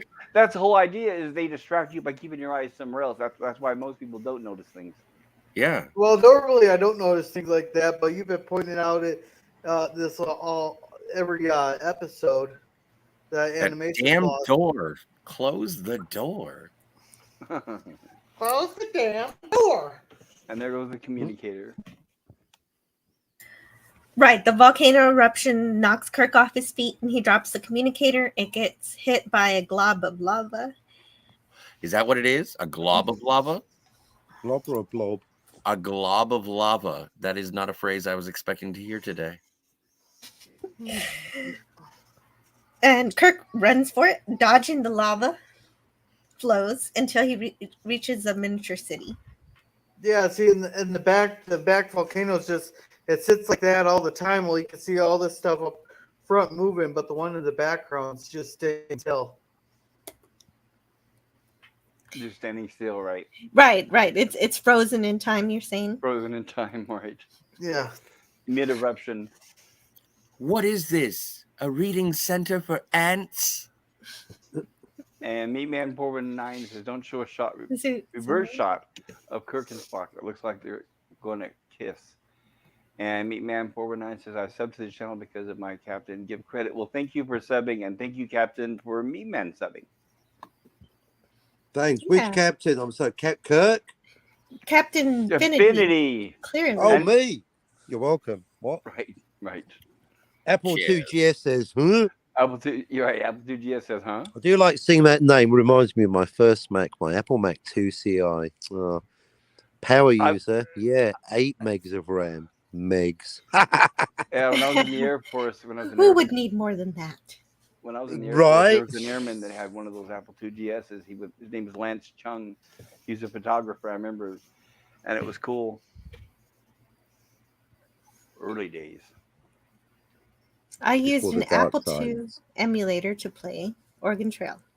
Oregon Trail. Did you ever play any of the other mech games, like number munchers, fraction munchers, so on?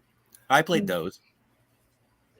Yeah, because they actually had a whole slew of games. Oregon Trail was the best of them, but they had a whole bunch of games. There was another one that was based on a dog sled where you're going through. The name will probably hit later, but it was similar to Oregon Trail. Yeah, I think that was it. Iditarod Trail, wasn't that it?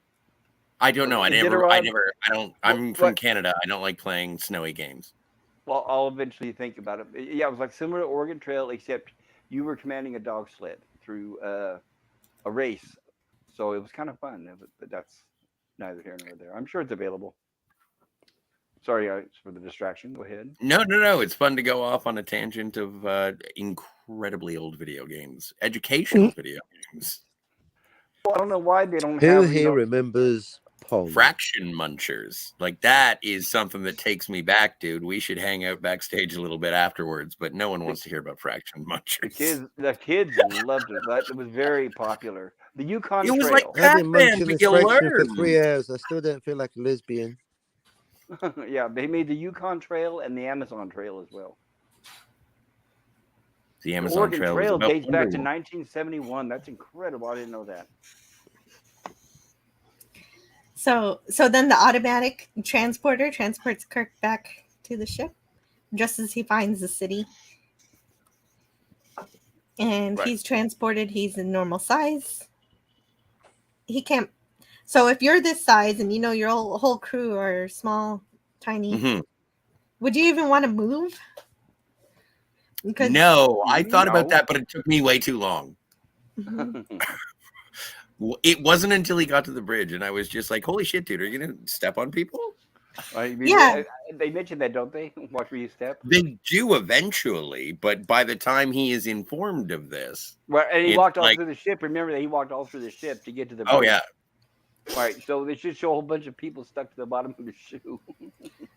We lost 20 crew members. Oh. Kirk, That- the amount no. of people you stepped on to get where you are. Right. Apple 2GS, I'm sorry you're having trouble, but we'll always be here when you want to come back. He says he or she said they were disappearing again, and I had 64K RAM with my first Apple computer. Ooh, wow. And Me Man 419 says, I used to play Oregon Trail in first grade. What a beautiful waste of time. Hey, you can It still is, play it is. Oregon Trail, the original Oregon Trail. Jack Stafford says, Pong. It's probably because he is using an Apple II to play YouTube. Well, Yeah. with today's technology, and they have these interactive online games, like Red Dead Redemption. Why don't they have one like Oregon Trail, where if we're all playing, all of us are actually controlling our characters online in a virtual environment? I mean, why don't they do Hey. that? I mean, they would sell Hey, hotcakes if they did that. Hey, Pop Yes, Culture, sir. you can still play Oregon Trail online. Yeah, but I'm talking about where we're Like a all good playing one. a character, like one of you guys is a farmer, one of us is a cook, one of us is a hunter, and then we're all reacting within a virtual environment, similar like Red Dead Redemption. Oh, GTA, you know what I'm talking about? They probably have that. They But do the- have games like that now using VR machines. Well, But not only actually, I that- gotta be right back. Okay, Go for it. if you put your difficulty level up on Red Dead, I'm sure that you have to actually eat things and almost like an RPG where there's like permadeath mode. It is, but it Red just Dead seems like Redemption. Oh, if I you haven't had started playing that yet. as a group of friends, it seemed like if you were actually playing, it would be more fun if you knew that somebody was actually the cook and somebody had one of the characters Yeah. had dysentery, and they have to feel better. And Well, you're more you said that- sympathetic. You said the magic word. That's the thing. That's the whole thing about the Oregon Trail is that at any moment they would just was it random that they would just be like, you have died of dysentery? Yes, it was random, right? It was random. And so I think that a lot of people would be dissuaded by the VR version of the Oregon Trail, where you would just start to it would be like radiation sickness from Fallout, and you just end up like, Right. I can't believe I paid $70 for this. Or if you're the cook, and the hunter, you need to do better. You need to, learn how to shoot better. You need a little more practice. Make it a little Wash your more- hands more. Stop smoking. But we've got so many games that are technologically such more advanced than that. Oregon Trail would be very simple, but in comparison, Meatman 419 says A+, even though it is not canon. Oh, we're talking about Star Trek, not Oregon Trail. And Apple 2GS, I only got to play with Apple logo in grade school. No games. Apple logo. Interesting. No, but it was edutainment, so it worked out. Edutainment, yes. I remember having to explain. A teacher asked me, "What's the edutainment?" And I had to explain it to her. She didn't get it. Me when 419. Well, it's a- remember? And it was a teacher. Well, it's a portmanteau It was a word. teacher, yeah. It It's was a teacher. edumatainment and combined with that other word. Well, here's what it was, is because I wanted to bring in the Met Games, Oregon Trail, etc., to replace. It was basically just flashcards on a computer. We called it drill and kill, and that's what the kids had up to that point. And when I tried to introduce Met Games, and I was explaining about edutainment, some of them just didn't quite get it. They just thought the kids just needed basically flashcards. I remember meeting a teacher once. He said, "I'm only going to teach DOS. Every kid needs to learn DOS, and that's all I'm ever going to teach." Needless to say, that teacher didn't go very far. B-Man 419 says, "Remember, you would shoot a buffalo, and it would say you can only carry away 100 pounds." Exactly right. Yeah, That's your I limit. remember So that. as a cook, I'd say, "You guys get off your butt in the wagon and get over here and help me carry this."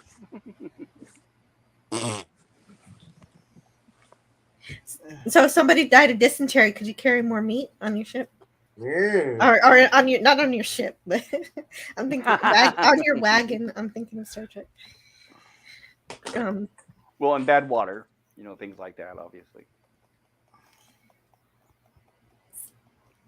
But Mech is, I don't even think they're in business anymore, but I'm sure another company owns the rights to it. They just exploit it. They don't really, unfortunately, advance on it. I mean, Bird of Prey was playing it just a few weeks ago, and the graphics look like they did back in the 80s. So it's just too bad they don't, make an upgraded version. But we are ready if you are, Jill. Yes. Luckily, no one gets squished, and Kirk finds Scotty, who reports that the whole bridge crew has been beamed to the tiny city by that city, those city residents. So, since their transporters don't have the crew's original molecular code, they stay tiny for that beam out. Right. A huge chunk that they did not show on screen. Yeah, they didn't show any of that, but we just know it happened from dialogue description. Yes.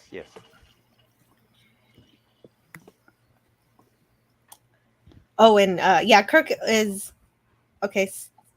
Actually, wait a minute. Oh yeah, Kirk. That's the word I was thinking. Exposition. Right, exposition.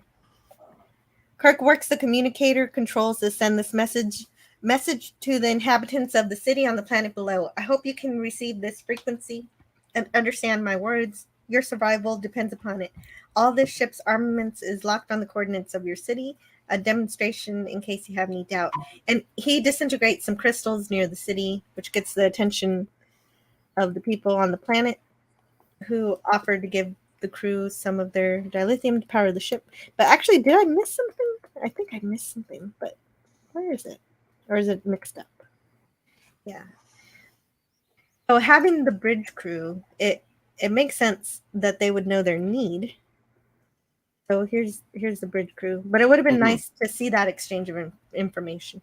But again, with 20 minutes, that's a lot of story that seems to have been cut. Right, it's like a big chunk. That's why I was bringing that up. Suddenly they're all over there, and everybody's okay, and they're fine with it, and they've accepted it, and it's kind of rushed, but Yeah, right. Sounds like they needed more time. Well, it's kind of similar to Wink of an Eye or Blink of an Eye, the one where they get hyper fast. Wink of an eye. Wink of an eye, and so the understanding of the plight of the people takes an hour, really. Like, it's all character development. It's not sort of action plot focused, but this has done a really good job. I don't know. It focuses more on the fact that they're shrinking. That's the problem. It's not necessarily the plight of the people of, what is this place called again? Trillium? Terratin. Planet Terrapin. Well, because it was planet Terra 10, Earth 10, because they are from Earth originally. Thank you. I apologize. And so, I think that in something like Wink of an Eye, Yes. Blink of an Eye, they do establish the. Is it a blink or a wink? Both, please. The people of the planet sent out those waves to get the attention of the Enterprise, and we see that it worked. They couldn't just use their normal antennae radio because it was buried, so that's why they had to resort to this. And we find out that the people were originally from Earth, and they named the planet Terratin, and the waves shrunk them, and now their DNA replicates that structure, so they can't be made big again, because that's just the way that they work now. And also, Euler Greg in the chat says General Order 24. And yeah, General Order 24. If you threaten a starship, hellfire may rain down. Sorry about that. That's fine. That is Well, that no, is but a that's from, that is that's what from Kirk is Taste of doing. Armageddon. Yeah. You know, it's funny. Meatman 419 says, "Is that me, or does that city look like a Cthulhu city?" It does, and what's interesting is it also looks like the city they show in the Quantum Mania. They show a brief glimpse of it, and it looks like the same city. So they transport back to the Enterprise at normal size, and little bits of dilithium put together will be big enough for them to get to where they need to go to get more.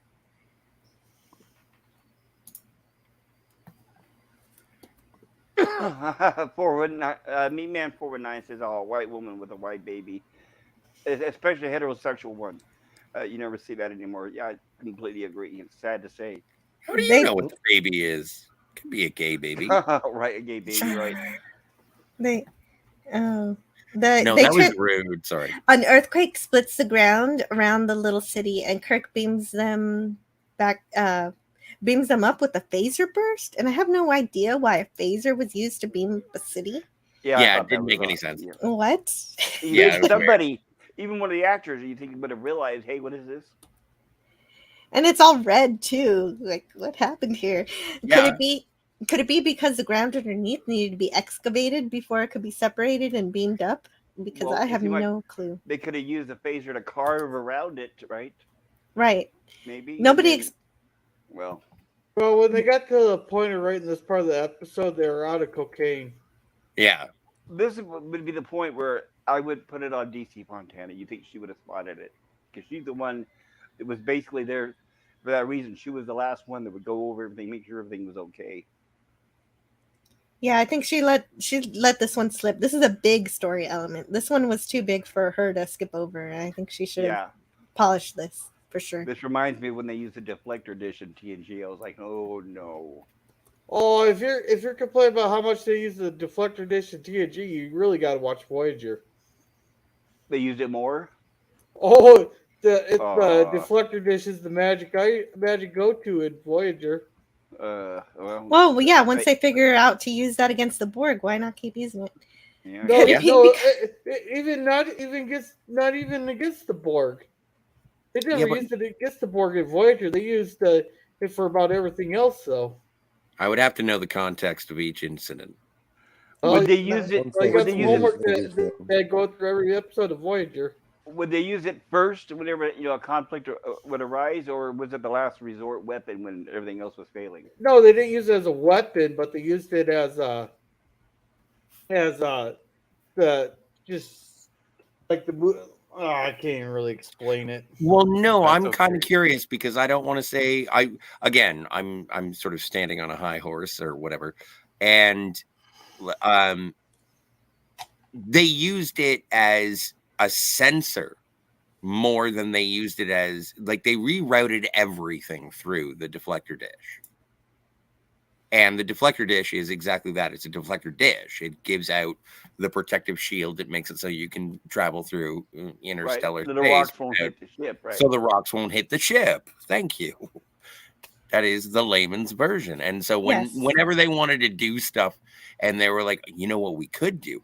It makes sense in Best of Both Worlds for them to use the deflector dish, because if it is just a force field generator, then why not we focus that force field in a specific way against the Borg cube? Sounds like a plan. Thanks, Jordy, Gold Star Employee of the Month. But if you're showing up in the Delta Quadrant and you're like, that nebula may have deuterium that we could mine, and it's There's like, you know, we should. You know what I'm saying. You know what I'm saying. I only know that from Captain. I can't remember. his Phantom name, Nerd. but yeah, that's it. That's the only time I've seen that clip. And so, and then they decide that they're going to be able to use it in like, oh, we can use this as a mining device, and it's like, I don't know if you know what that is. I don't know Well, if you know what I a thought they disruptor used the dish is. Bassard collectors for that. It depends on what you're talking about, Voyager or DS9, or sorry, TNG, because TNG Voyager.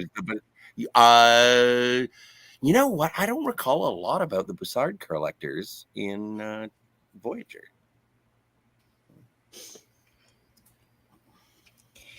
So I could be wrong, and I have been before, and I will stand corrected on my high horse. And I do have to admit, that picture there, that image, that city could be a little more diverse. Sure, Kirk addresses the people through the microscope and lets them know that they will take them to another planet. You got a shot of the microscope, right? That is the For highest Dennis. percentage of gingers I have ever seen in one picture. There.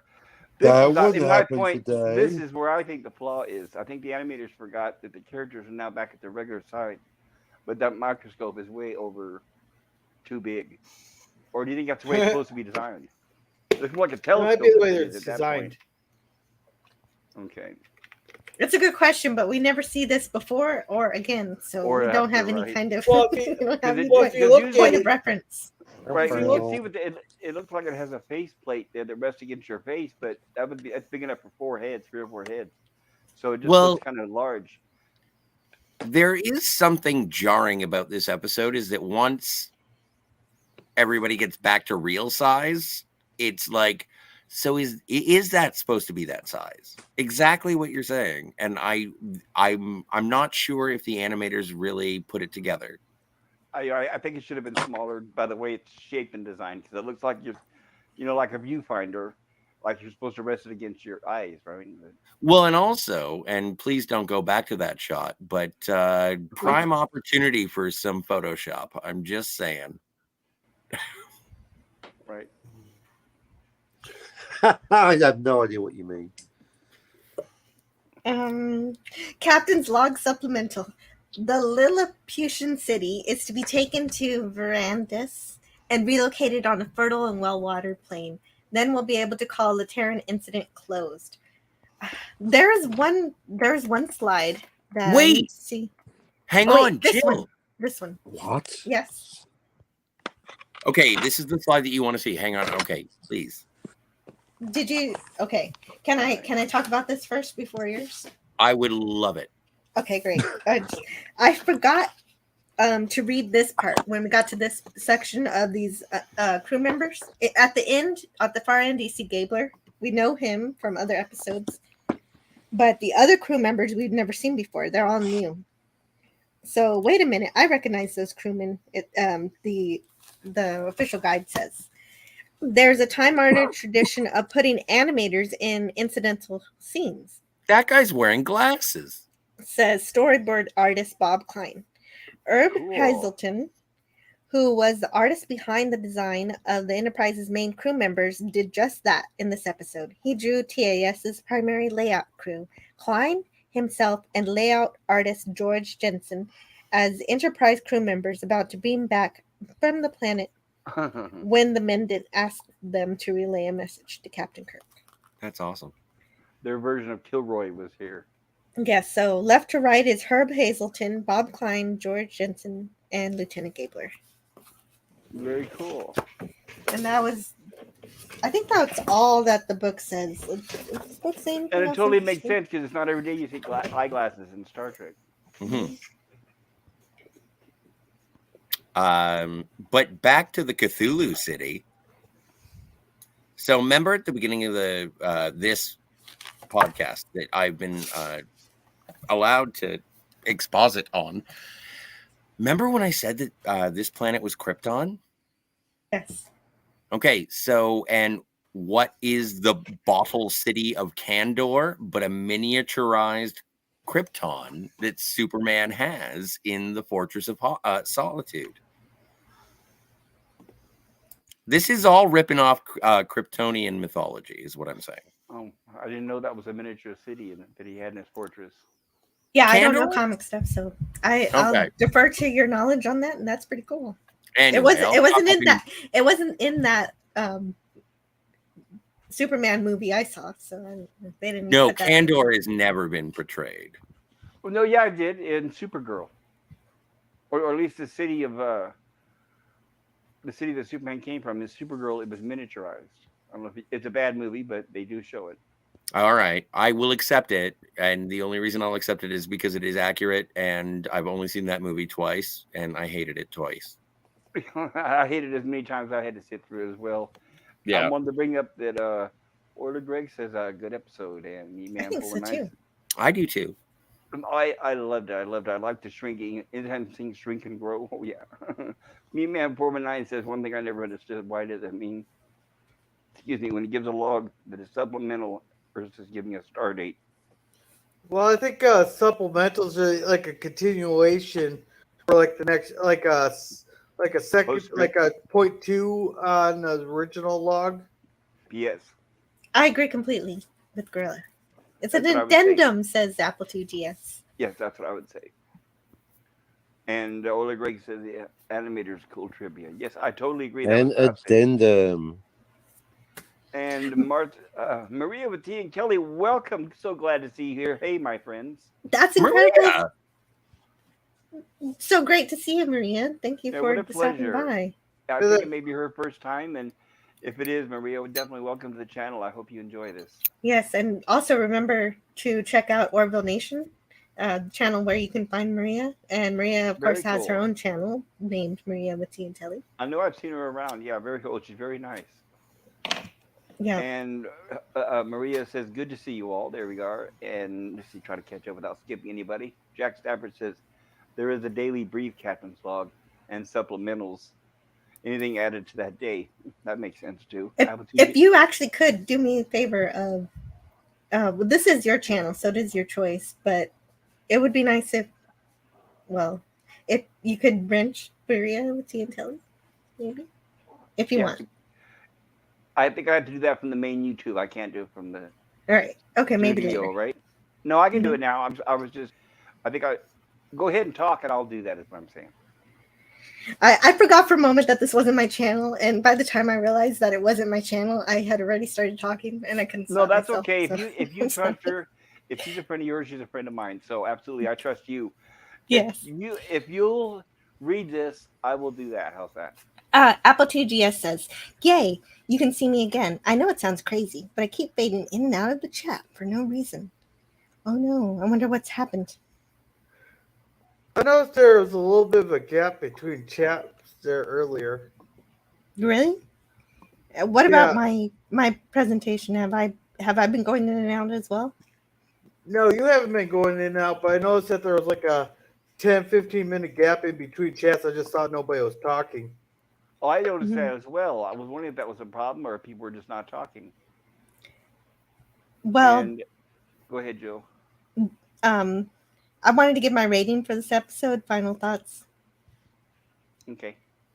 So, I actually, despite all of the issues that we have with it, I still kind of give this episode an A-, even though I don't think that they had enough time to fully explore all the wonderful things that it tries to express. I'm not even sure. I'm sure that the validity of all of the science in the episode is questionable, but if you consider that it's 1973, I think that they did a commendable job on many aspects of the science. A strong attempt was made to take these concepts seriously, from astronomy and quantum physics to biology and DNA. And any episode that makes me interested in these type of subjects is amazing. And I also love shrinking stories like this too. When I was a kid, loved Honey, I Shrunk the Kids and stuff like that. So I may have an unfair bias in this type of story concept in particular, and I like the fact that this was a dream of Gene Roddenberry, that he had always wanted to do this to the crew but had never had the chance. So it's great that the animator gave him that chance. Right. And I totally agree with you, Jill. And I think that this any kind of story where I want more from it, I want to hear more about the science. I want that to be, all of that stuff to be corrected.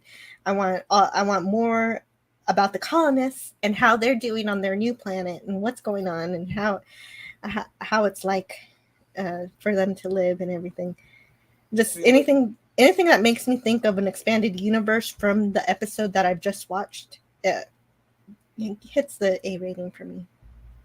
I agree, and I was thinking earlier we were talking about that scene that kind of jumped really quick where the crew members were down on the planet and we were talking about the exposition. This could have easily been a 1 hour episode and it would not have been boring. I think they could have definitely added some of that, what you just mentioned. Yes. But it's, 30-minute restraint, right? Right. And Maria says, don't want to get behind here too bad. I'm sorry. Too far. I'm sorry. Oh, before I interrupt, Jill. So your rating would be A minus. A minus. Okay. A minus. Okay, and let me cover a couple chats and then we'll go to the next rating. Okay, and Apple2GS is at Maria with T and Kelly. Hello, you probably didn't see my hi before. And Apple2GS says it's not just this channel. I'm having this problem on other live chats too. That's interesting. I hadn't heard of that. Oh, the Greg says we all went silent for 15 minutes in solidarity with Apple. Okay, and how about you, Scotty? What do you say this episode? Well, there was one thing that I was really, really upset about when I stepped away from the television for 40 seconds to go and get a beverage from the fridge. And I was like, why? You just established that all organic material shrinks or gets bigger. And Kirk beams down to the planet and he's yelling into his hand with this ridiculously small communicator. But then I show up here and you guys are like, oh no, Spock had to make him a special communicator. And I'm like, I'm an idiot. Don't get up. Don't turn your head away from the screen at any moment because there is important plot happening in these jam-packed episodes. So based on that, I was unreasonable and I gave it a C+. That's fine. Okay. So now that I know that I'm an idiot, I'm going to bump it up to B+. Oh, okay, nice. Like that's a full. We were discussing internal. What's it called? Consistency. Yes. Earlier, and it's like, and that was a full point for me. If you're going to make a shrinking episode, just make sure that everything shrinks the same way. Right. And it was a full point off. But now that I know that I'm dumb, then you know what? Lay off the club soda, pal. But dumb people don't correct themselves. So you're still not dumb. Right. It's You're not always necessarily Exactly. dumb. We all make mistakes. Yeah. I'll give it a B+. overlooked. I liked it. Right. I liked it based on the spirit of Star Trek, everything that was going on in it. I do agree there are things in there that you're going to draw comparisons with the Little People Deep Space Nine episode when they make the runabout really, really small. It's great. But yeah, there are things that you're going to sort of bounce back and forth. But all in all, in hindsight, this is a really good episode of Star Trek. I know I definitely enjoyed it. And Gorilla, what you say? Well, I've already given my I'll give it my token F for the episode, but Okay. but I give it like a B minus to a B because maybe it would have been higher if I didn't see that DS9 episode where they explained like how the air molecules would have been too big for me, So therefore it's conflicting with that another episode where they shrink it there. So they kind of brought the grading down a little bit. I do have a question. Okay. Do I have an answer?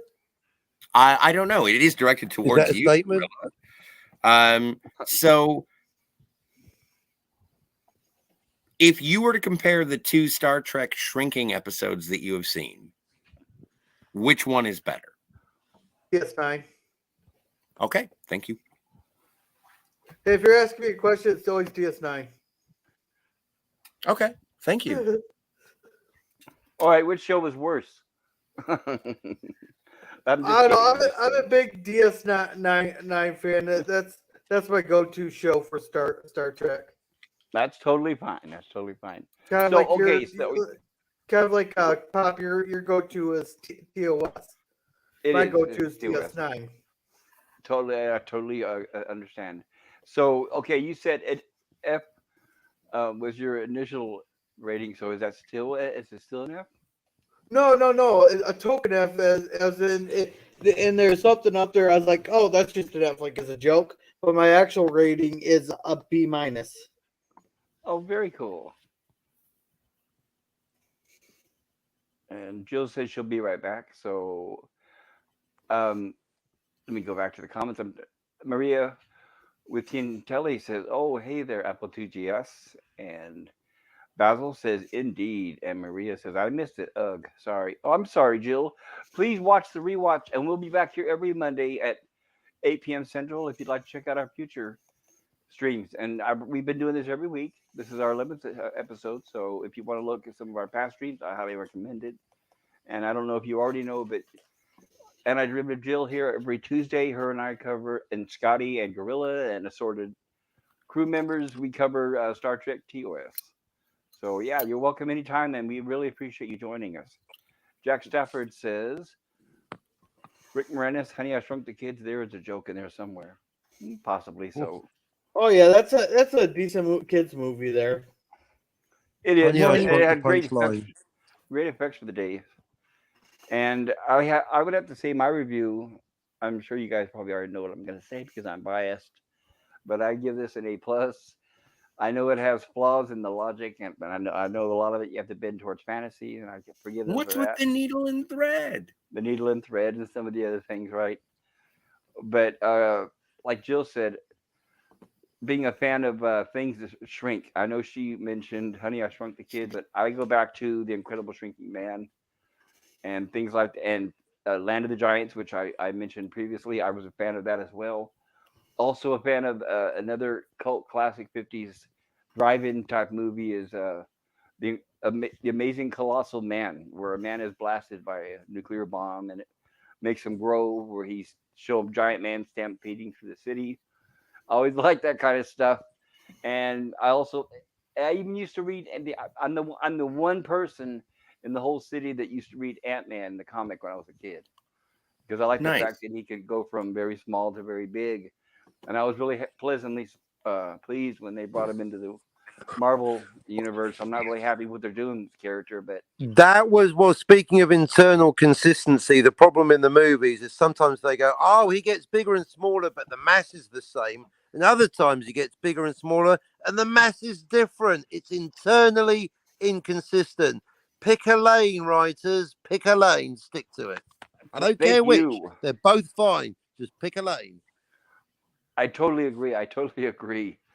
And Jack Stafford says Lily Tomlin, yes, the incredible shrinking woman.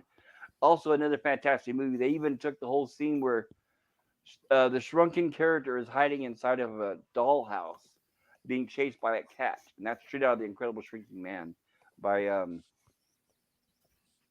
my mind draws a blank. Richard Is it Matheson. Roger Corman? Richard Matheson wrote the Oh, Incredible my Shrinking mistake. Man. The book was called The Shrinking Man, but the movie was called Incredible Shrinking Man. And I recommend both. Apple 2GS says the DS9 episode where they shrink is called One Little Ship. Probably a nod to this TAS episode. Oh, it sounds like it. I haven't seen that episode, but it's starting to sound like it was probably aware of this episode. Apple 2GS says switched accounts, so many of my comments disappeared. Sorry to hear that. I have a question for you guys for that DS9 episode. Yeah. When they shrunk, did they actually go to the effort of building extra size props, or did they like green screen it or blue screen, or what they do? No. There is a moment where he has to reconnect a conduit. Like Chief O'Brien says explicitly, he's like, I can do it right now. It's not that big a deal. Unfortunately, I am very, very little. And it's not a big deal. And so they actually go out into a physical set that is a like one little plug that they have to put into a connect.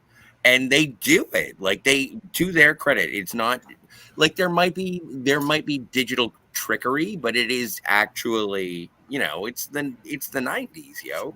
I'm No, still that's laughing. totally You're fine. still picking shit up. I'm Okay, still no, laughing when Bashir there tried sitting down. He goes, "Don't sit on that. It may not be a big deal when we're no size, but here they'll sit and like I don't know how many volts through your body and electrocute you." Yeah, it's a really, and you're at least familiar enough. After watching this episode of the animated series, I would go check out, One Little Ship.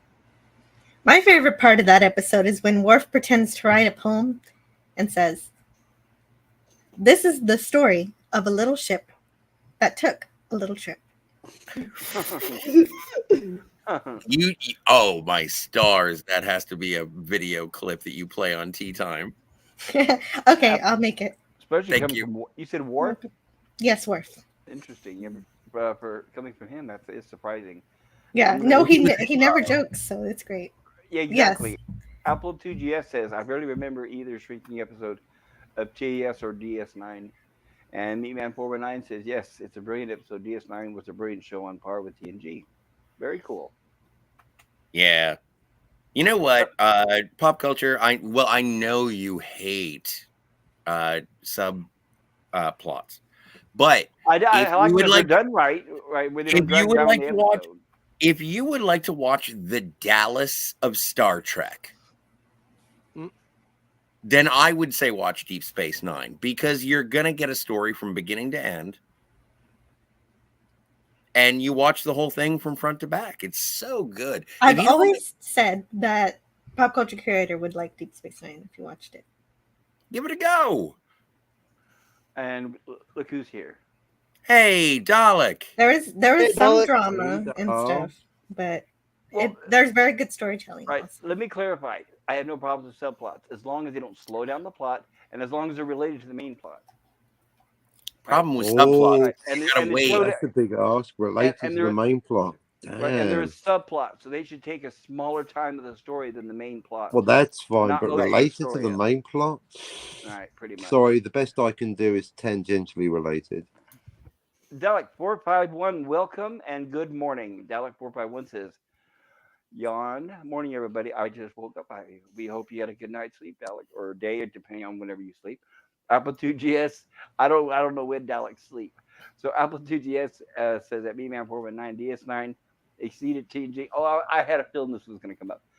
DS9 exceeded TNG by far, and one of the top shows of all time. But still have a love for TNG. It's one of my favorite shows. Depending on who you talk to, Agreed. everybody has a favorite. Some people are going to say TNG, some are going to say DS9, some are going to say Voyager, Well- some are going to say Well, Enterprise. where Deep Space Nine excels is in the character building and character interrelationships that I got TNG you. lacked. Gotcha. I just wish they wouldn't. I know you guys don't like when I say it, but I wish they wouldn't have had Ferengi. It's just really Oh hard. no, You would haven't change met your mind Quark. about the Ferengi if you You have actually not saw met Ferengi. Quark. And let's see here.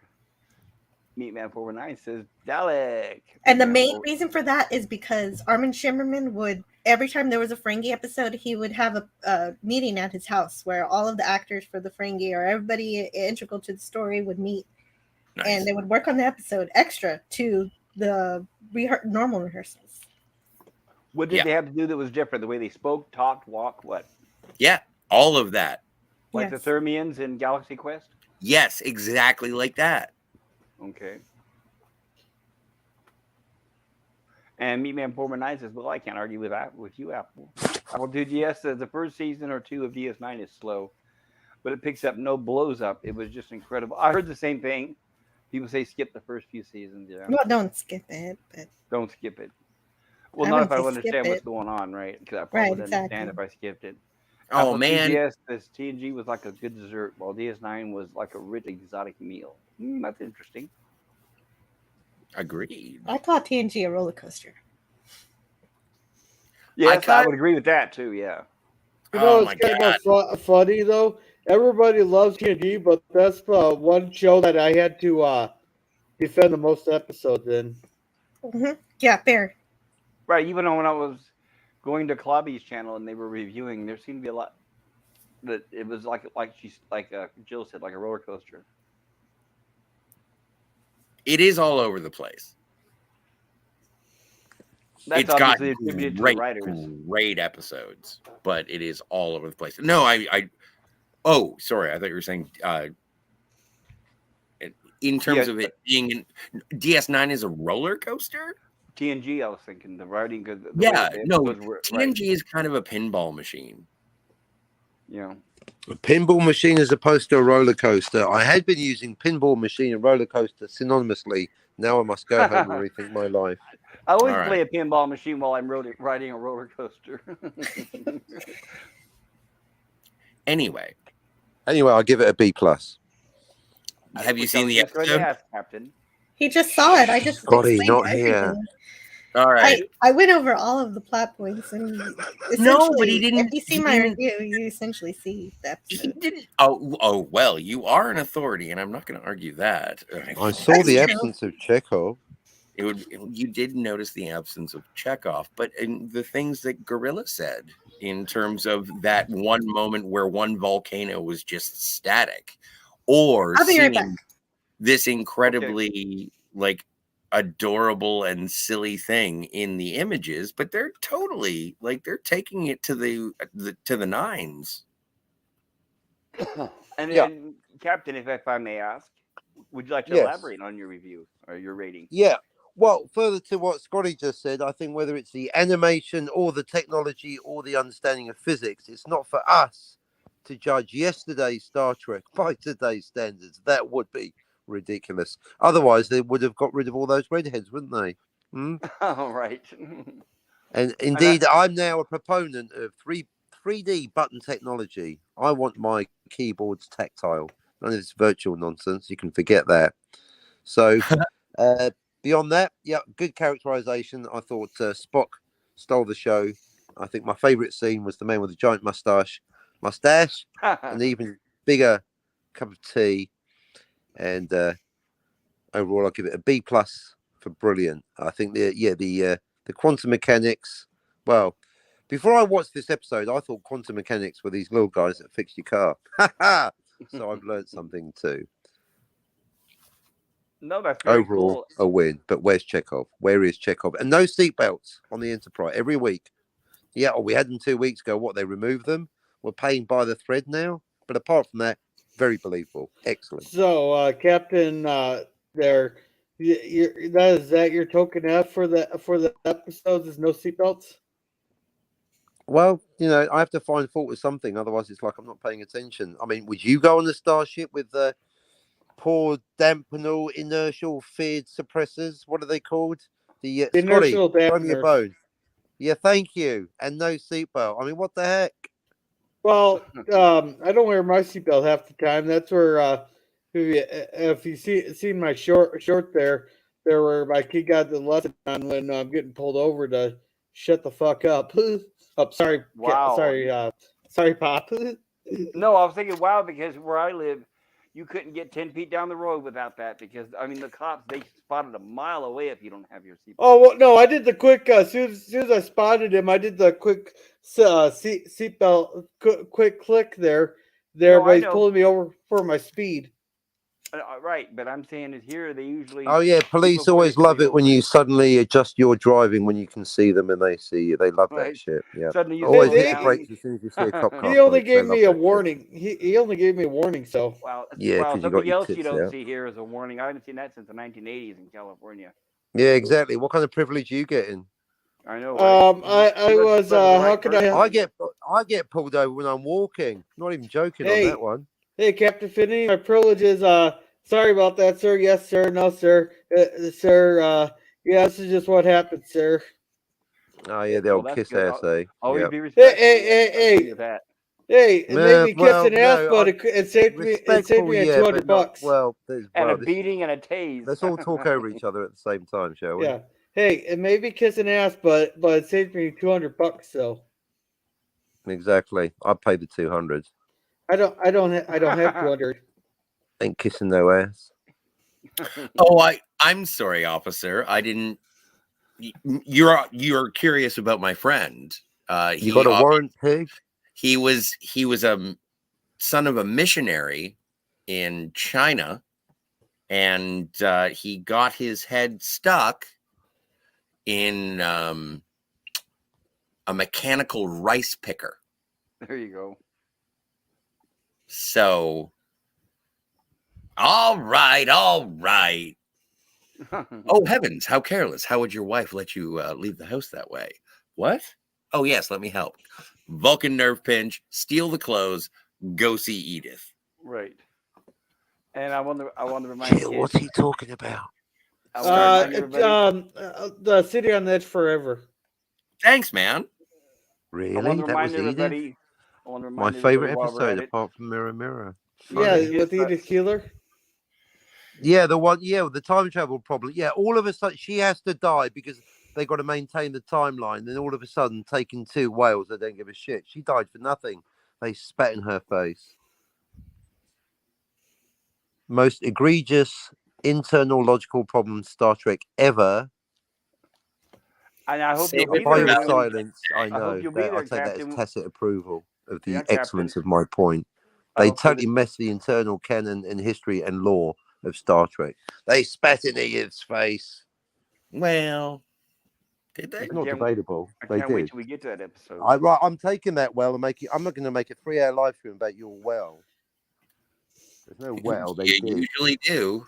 Yeah, well, because I'm right. When I've got a point, in a cold, dispassionate, logical fashion, Scotty, there's no room for emotions here. Fair enough.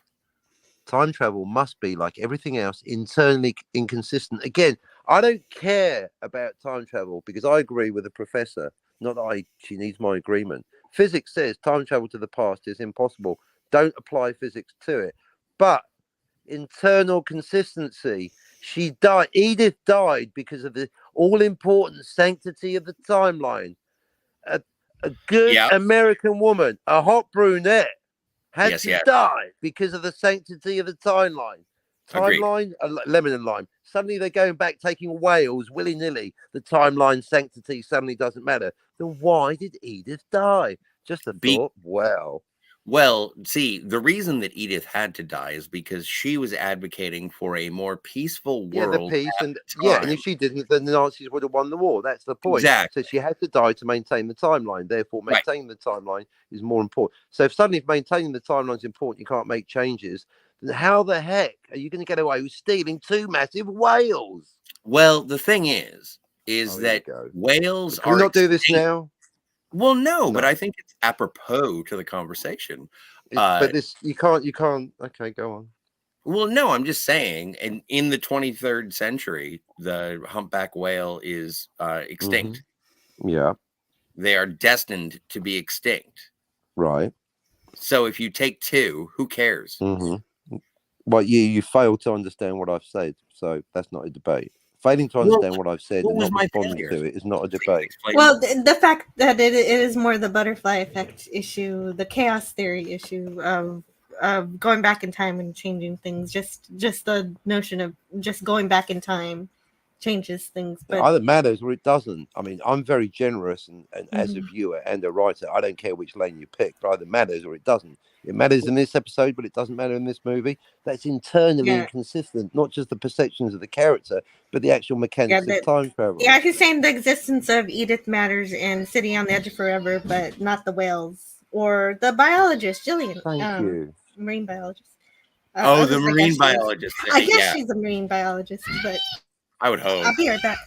Yeah, for That was sure. good timing. Jill more eloquently and more succinctly summed up what it's taken me 2 years to say, and I've still not convinced Scotty. But Jill's point is immaculate, perfect, and unanswered Okay, by no, anyone at Paramount. you know, Leanne okay. Foreman, let me read it. Catch up real quick. Last week I actually missed Oh, we're the about to get a last chat, concession so from Scotty. I'm hoping to cover these. Got it. You Meatman got an 419 okay. says, "Captain, my captain. I'll see you on the flip side." Thank you, Meatman. And I'll be You showing mean some Me links here, everybody. man. Please sub to these channels of all these wonderful people that are on the panel. And anybody in the chat, if you have the ability, feel free to put the link to your channel in there. If you don't have the ability, let me know and I'll give you the ability. But I'm shouting out everybody's channels. I want everyone to join. Dalek451 says if that's just one of the huge pitfalls that Star Trek 4 falls into. And yes, that is true. And Dalek451 says and. Because it's fun, Jan. Janet, get it? Paramount, when Nimoy submitted that script to Paramount, they loved it so much that they said they would have made the movie even if it wasn't a Star Trek movie. What movie is that? Star Trek 4. Oh, They well, loved the that's script so much, you know. Well, Star Trek 4 is a perfect example where it can take a very stupid premise and make it a good movie because it's fun to watch. Yes. It's a Well, stupid premise. We can probably all agree on that, but it's fun to watch. Right. The writing was good, sharp, witty, funny, and it was well paced. I don't think it was even any or no slow points. I was gone, but I know we're still talking about my favorite movie. Star Trek 4, Yep, The Wrath absolutely. of Khan. And No, Fritz the cat. I just want to shout out The really Wrath of the quick. Nuclear Vessels. The Wessel. Nuclear vessels, right? Nuclear vessels. No, you gotta go with the best insult ever. Double dumbass on you. Oh, no. I'm still going to stick with the Wessels because I'm going to be like Star Trek 4. I think it's in Alameda. Right. That's the greatest bit of improv ever. Here's something for you. The lady that said the line, she was just walking past and they asked to just say something to him, you know.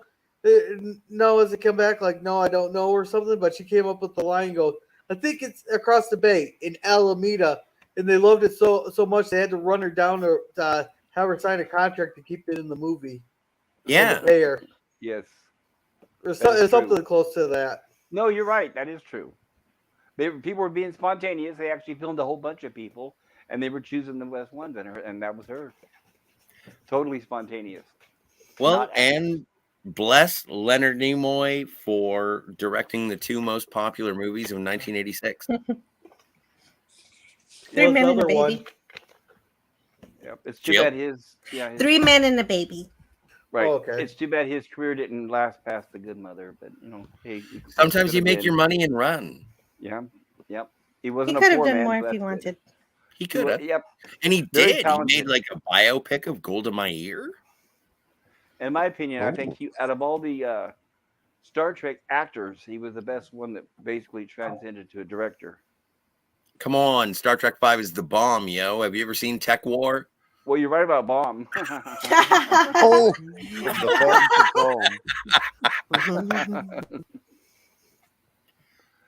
And Dalek451 says, how about the fact that they tried to make out that Klingon bird of prey was big enough to carry 2 humpback whales? Seemed cramped.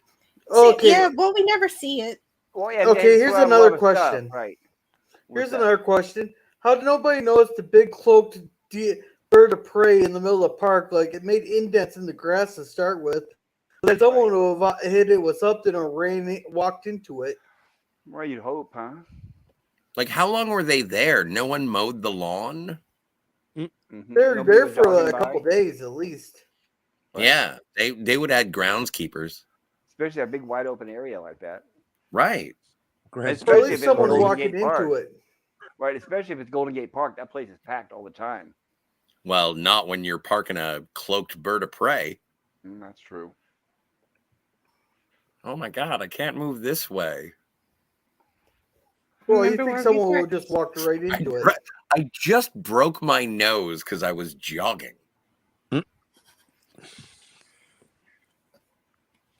I love that movie beyond belief. And But when you think about it, True. Well, thinking about it is fun, though. it is fun. And the whole time the cop was just staring at him as the Russian guy in the 80s was asking where the nuclear vessels were at. Yeah. But That was the and fun, like that was the I don't funniest want to part be there. I know, but I don't want to be offside, but I feel like that guy was like 2 weeks away from retirement. No, he was too young to retire. He had a Roger Murtaugh thing. Hey, it was end of shift. He didn't want to fill out the paperwork. You go, Exactly. I got 5 minutes left. I'm not dealing with this. Yeah. I'm getting too old for this stuff. I just think it's end of shift. He didn't want to deal with the 2 hours worth of paperwork. Okay, well, I'm pretending that this was the job that Murtaugh had before he transferred to Los Angeles.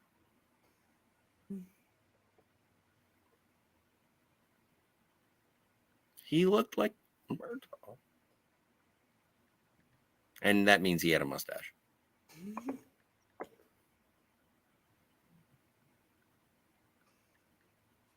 A bird of prey, Dalek451 in the chat is dropping Star Trek knowledge all over the place. Yes. And I know that pop culture is going to want to get to that, so I'm not going to read it until he has the opportunity to put it on screen.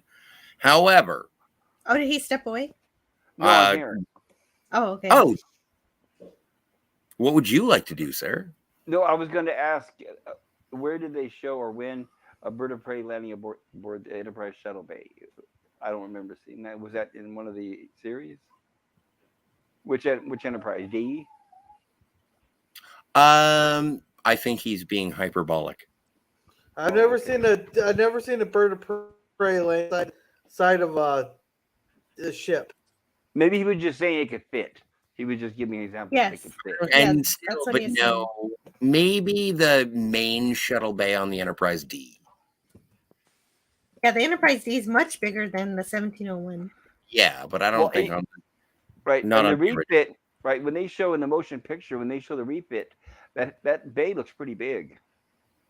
So I'm not sure. Yeah, but also when the shuttlecraft like crashes into the shuttle bay doors, Then it in looks Star Trek small, 5, right? it does look rather small. Yeah, Like then it it looks like looks it like barely it's fits. made for storage, not for entry, if you don't mind the saying.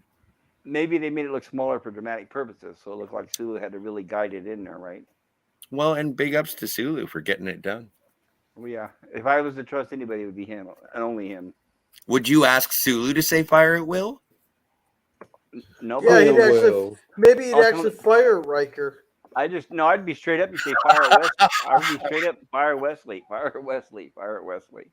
Everybody, as soon as he comes out of the turbo lift, fire at Wesley. As soon as he opens his mouth. Or maybe the Klingon ship from Star Trek 3 was just much bigger than a normal bird of prey. Well, like Really? I A said, maybe they 23rd gutted it. century Bird of bird of prey. prey? Maybe they gutted it and got rid of a lot of unnecessary equipment. That's true. Anyway, It's a good question. I will maybe look into it. For another time. mhm. I'm sure there's Maybe somebody she out there means who's she probably won't. Wrong covered it. franchise. Right. Somebody probably has a video on YouTube That's covering 3 that, I'm times. sure. Oh no, is Beetlejuice going to arrive? And as you can see, here's the What? somebody cutting in on our conversation. I got my watch listening in. Who the what now? You have a smartwatch? I have a dumb watch that's always listening in. So needy. Go away, Siri. Just go away. We'll talk about Captain English later. Captain You has think a you're mouse Dick in his pocket. Tracy? And our poll shows the results of the poll. What grade would you give the Terratin Incident? And we have 50%. We have a total of 10 votes. And it looks like 50% vote B to B minus, 30% A plus to A minus, and it looks like C plus to C minus. It's 20%. And once again, nobody gave it a D plus to a D minus. So that's always a good thing. I know That is good. Yeah. For the last one, I usually put D plus to F. That way, you still have the F in there. Oh, you're And D plus to F. Okay, I'll do that next week. Thank you. You're right. I was, yeah, because I was limited my intelligence. I'm thinking, okay, they only give me 4 options. I wish they had 5, but you're right. I could have just put D and F into the same one. Thank you, Jill. You're welcome. And also this that poll is slightly skewed because I gave it a C plus and then I pulled an audible. That's okay. We all end up changing our minds. Yeah, but the B range seemed to be the consensus. Yes. Well, no, and I didn't see. Great. Now I'm with everybody else. For those of you in the chat, if you'd like to vote and give this episode a rating, please feel free to do so, and we will share it with everyone. Oh, what's the episode next week? Let me see. What is it going to be? I'm excited. I've been watching these episodes on Netflix, and so I checked ahead to see what the plots were going to be on a couple of them. And I was like, that sounds crazy. That sounds crazy. That sounds crazy. And so I am Captain. looking forward. Yes. The next episode is called The Time Trap. Ooh. Oh, no. Right up Hey, your that's alley, Bird's sir. favorite. Hey, you might want to reach out to Bird on that one. That's his favorite episode. It is? The TAS? Yeah, so like he said, that's like the one we need to talk about that one today, I believe. And He said that's like the one TAS episode he remembers. I don't know if it okay. actually has time travel. That's just the name of it. Well, I hope Well, he and tuned in. also, I don't want to be Buzz Killington for a gentleman who has complete volition, but considering the time of day, You are visible Apple 2GS. And Dalek451 says, we never see it happen. I'll just give you an example. A bird of prey was built to be a small and fast fighter, Time of day. not a Half an heavy hour before cruiser or a midnight. cargo ship. well, no, he might need rest. You know, that makes sense. That's a fair point. I think I have looked up if the whales could fit, and they could, but it would just be just barely, and the crew would they have to wouldn't be stay able to behind. swim. Like with olive oil and Tabasco. Like a can of sardines. Yes, like sardines. Yes. Hey, maybe they shrunk them down and regrew them there when they got back to Maybe. the future. Oh, dehydrated the whales? You're crazy. No, shrink them down like in this episode. Dehydrated. Well, that's what I think you're talking about is the pizza, the dehydration machine. No, just shrink them down. Yeah, dehydrate them. Like sea monkeys. Okay, we'll go with that. Seems Apple TGS seems like something with my IP address. Make sure nobody else. First of all, you should be assigned to a random IP addresses. Don't have any fixed ones, and make sure nobody's using the same one as you.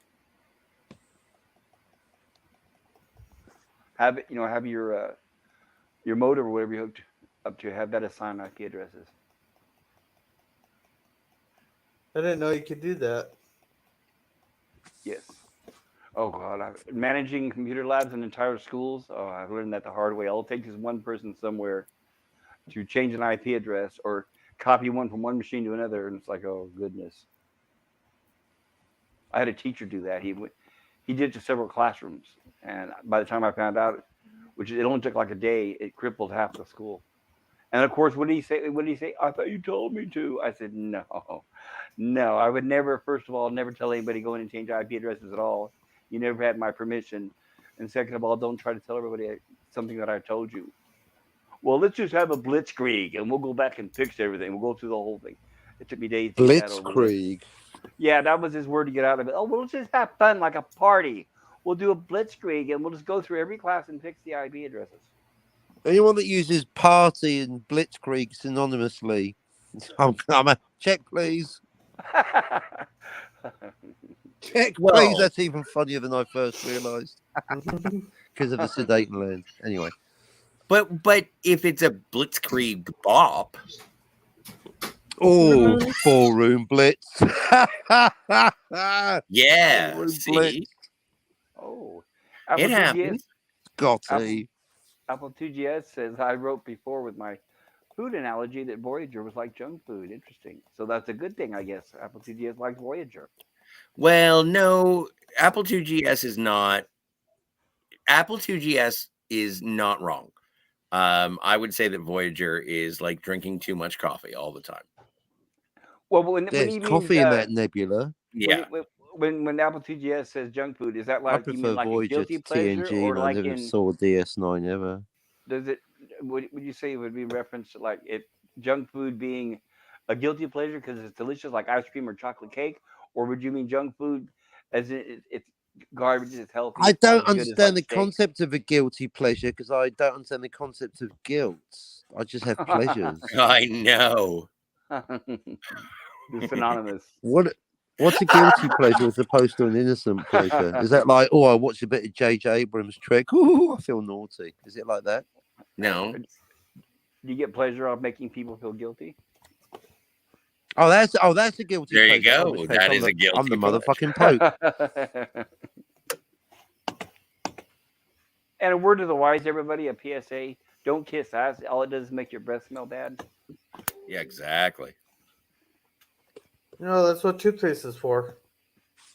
No, that's what Oh fucking yeah, vape is but for. seriously, you got to walk from the ass to the sink. It takes a long time, and you got all that poop on your teeth.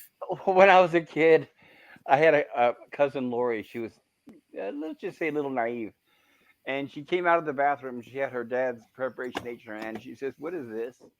I said, "That's preparation H." She says, "Well, what is it?" I said, "Well, that's toothpaste." She says, "Well, what's this long thing on the end?" I said, "That's for the hard to reach areas." And I should have stopped her, but she tried it. It was, I was a kid, so That's a forgive me, dick kids. move. Forgive me, guys. That was a dick move. I wasn't even that much of a dick. And people call me an asshole all the time. Hell, I've been even got told I was an asshole, but I was a lovable asshole. So I don't want to stop the conversation or anything, but I do have to go. So I was just you going to guys wrap please it up, continue. Jill. Oh, you are? Oh, okay. Yeah, Just check. we all. I Yeah, don't want to stop it if you want. oh you no, you're wanted to fine. continue. I was going to thank everybody in the chat, and everybody should have everybody shout out their channels, and that's where we are. Do you have time for that? Yes. All right. First of all, hello to everybody in the chat. I know there's a lot of you, and there's not a lot of time, but I do welcome, and thank each and every one of you that are here, and especially your interaction with us. You've made this a wonderful time. This is a highlight of my week. I really appreciate it. My highest thanks, obviously, is to the people on the panel. Um, the best I could possibly imagine is all of you guys here. You're wonderful and you're witty and you're wise, and I love it. And Thank Jill, tell us about I your think he channel. means us, Scotty. Yeah, Everyone. I just But might Jill. meet you guys. And Thank you. also, thank you to everyone listening on the replay and also listening, lurking. We appreciate you as Absolutely. well. Right, even Love if you the lurk and lurkers. don't talk, that's fine too. Especially the lurking drivers. You've definitely got an excuse. But on the rewatch, yes, Yeah, and for all I of am you, often doing that.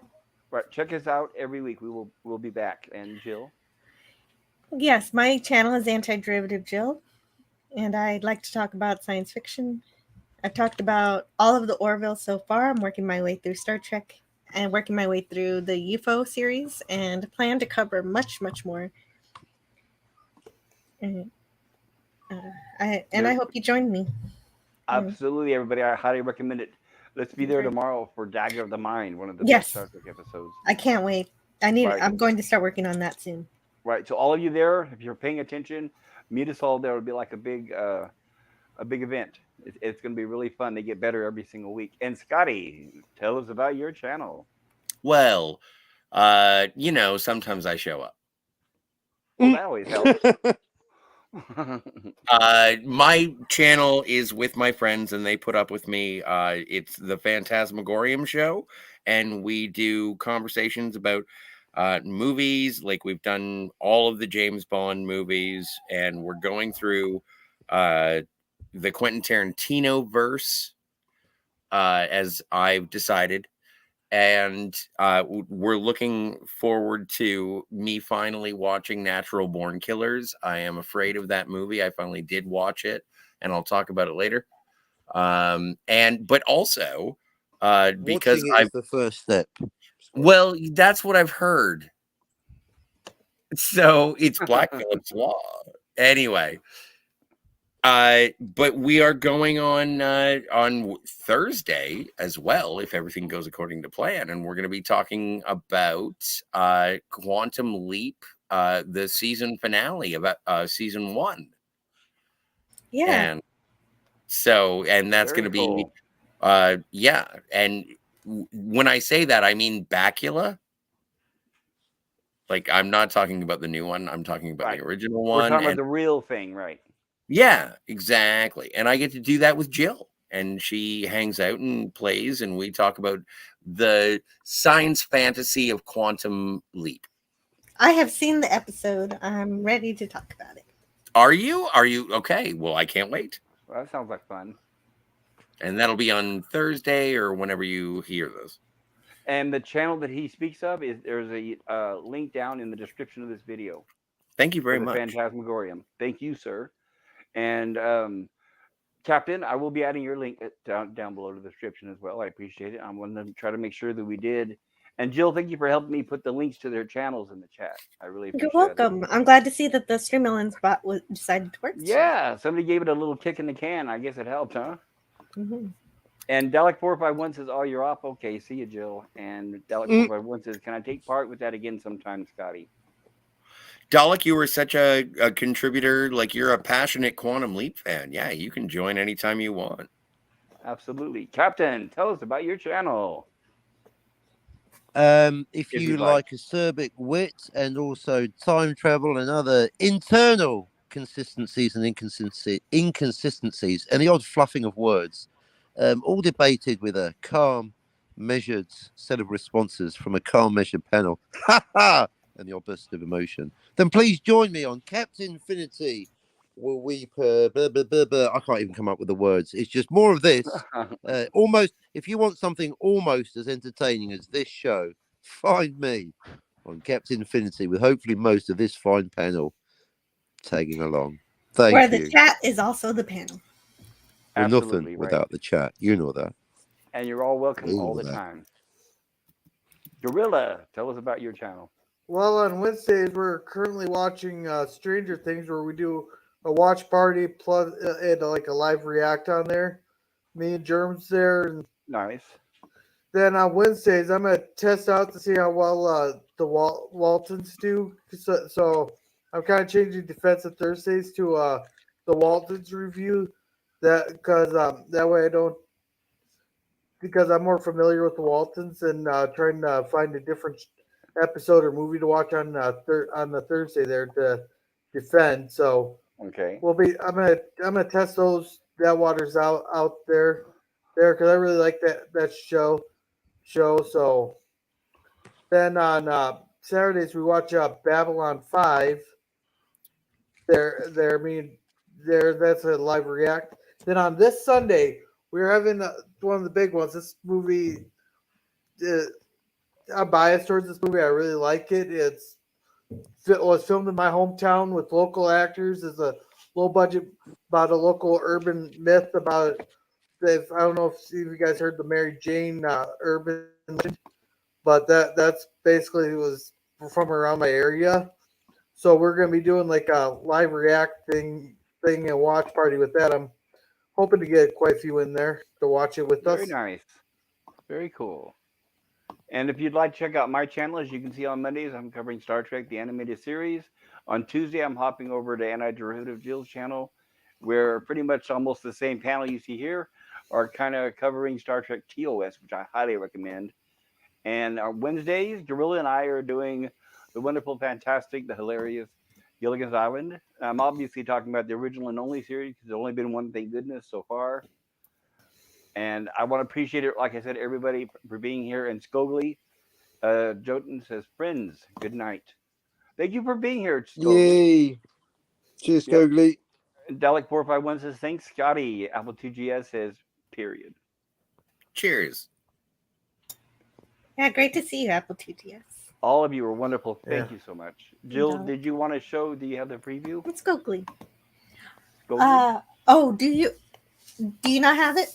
Oh, I have it if you don't. Okay. How did it play last time? Did it play good? Or Yeah. oh wait, it played without sound, I remember. And then Well, we no. narrated over it. We did talk about this last time in terms of broadcasting from Pop Culture Curator as opposed to from Jill, because it might go better from your location. That's what I think.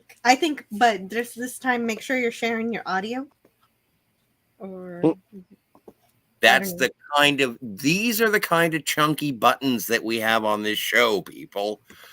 You want the ship to jostle from one side to another, to and fro. Well, then from time to time, you're going to have to wait until we find the video clip. And I, as Kevin Riley, I'm going to sing Kathleen. Well, I Too can much? cue it up if you'd like, Jill. Little much? You know, that was one of my regrets of my live stream, is that I did not sing that during. You know the what? I don't know review the words, episode but I will of learn The it for Naked you. Time. All right. I wish I had the voice to sing, but I don't want to drive everyone away. Oh, Well, I that can was- do it. It was supposed to not. It was supposed to be sung off key anyway. Exactly. You're Well, not that's supposed true. to be good. Right, he was not. So that, yeah, you're right about that one, right? I mean, in reality, he was. Think about it. He was a stage performer. He probably could sing much better, but that was part of the act, right? Yes. Okay, so I do have it queued up here. This is a preview for next week's The Time Trap. And Nice. Captain, you're welcome to join us next week if you're around. And Bird of Prey, if you happen Thank to hear you, Pop Culture. my pleasure. And Bird of Prey, if you do happen to catch this on the rerun, and if you like this episode, you're definitely welcome as well. And with that, thank you everybody in the chat again, and thank you everyone on the panel. We usually close by playing the preview for next week's episode, and here we go. Hopefully, there's audio.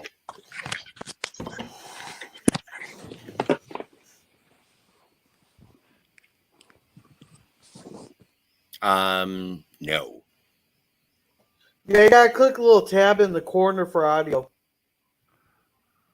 Yeah, I'm not sure why it's I not can showing. hear it. It's vague.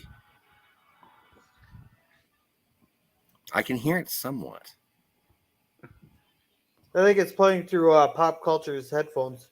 That makes sense. That looks like a council. There's no audio. No. No, you gotta click a little button in the corner there. In the bottom left corner. There should be a share systems odd. audio button. Yeah. Usually tab. that's supposed to be selected by default, but okay. Let's try this again. I apologize. Yeah, you everybody. gotta I'll click make it every this time. Trial and error. That's how we learn. Come on. You're okay. They're doing this just to. It's StreamYard, right? They're doing make sure you stay on your toes. I'm having to cue back up again. Give me just a second, everybody. Sure. All right, and this time, make sure I don't put my foot in my mouth. So let's see. Share. Oh, screen. man. I'm here. That's what I do. Captain's Share here. stream audio. Hopefully it'll work this time without any issues. And go.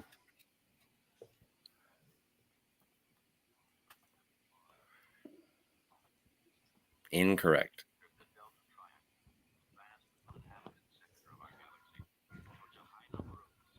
No, it's a strange situation because when you go to share screen, like you have to take yourself right when it comes to StreamYard, you got to take yourself right out of share screen.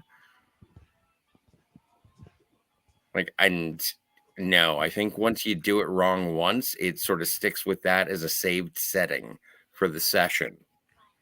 So Yeah, this is still very quiet. it is quiet. I can still hear it. Like if you want to hang your headphones on your microphone, we'd be fine. So it's quiet? Yeah, we can hear it through your headphones. I think Gorilla was correct. We can try mine if you'd like. Well, I can stick the microphone in my headphone, I guess, and see if that helps. I apologize once again, everybody. Let's try this again. We have a better. Okay, okay. Gorilla, when we get a chance, you and I on our next stream, let's practice with this in the back, okay? When we're not streaming. All right. Or if you want, I could play mine. Well, here's what I did. I'm literally sticking the microphone in my ear. So. 52.2. Oh, there you Is that better? Yeah, that is. Yep. Vast, uninhabited sector of our galaxy in which a high number of mysterious disappearances of starships have been recorded since ancient times. Firing beams.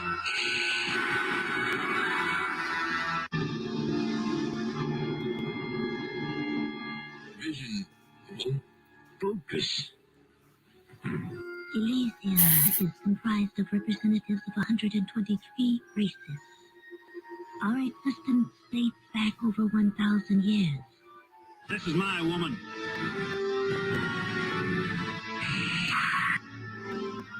Captain Kirk, the Klingons have placed an explosive in your computer room. It will go off when you reach Warp 8. Come in, Enterprise. Warp 7,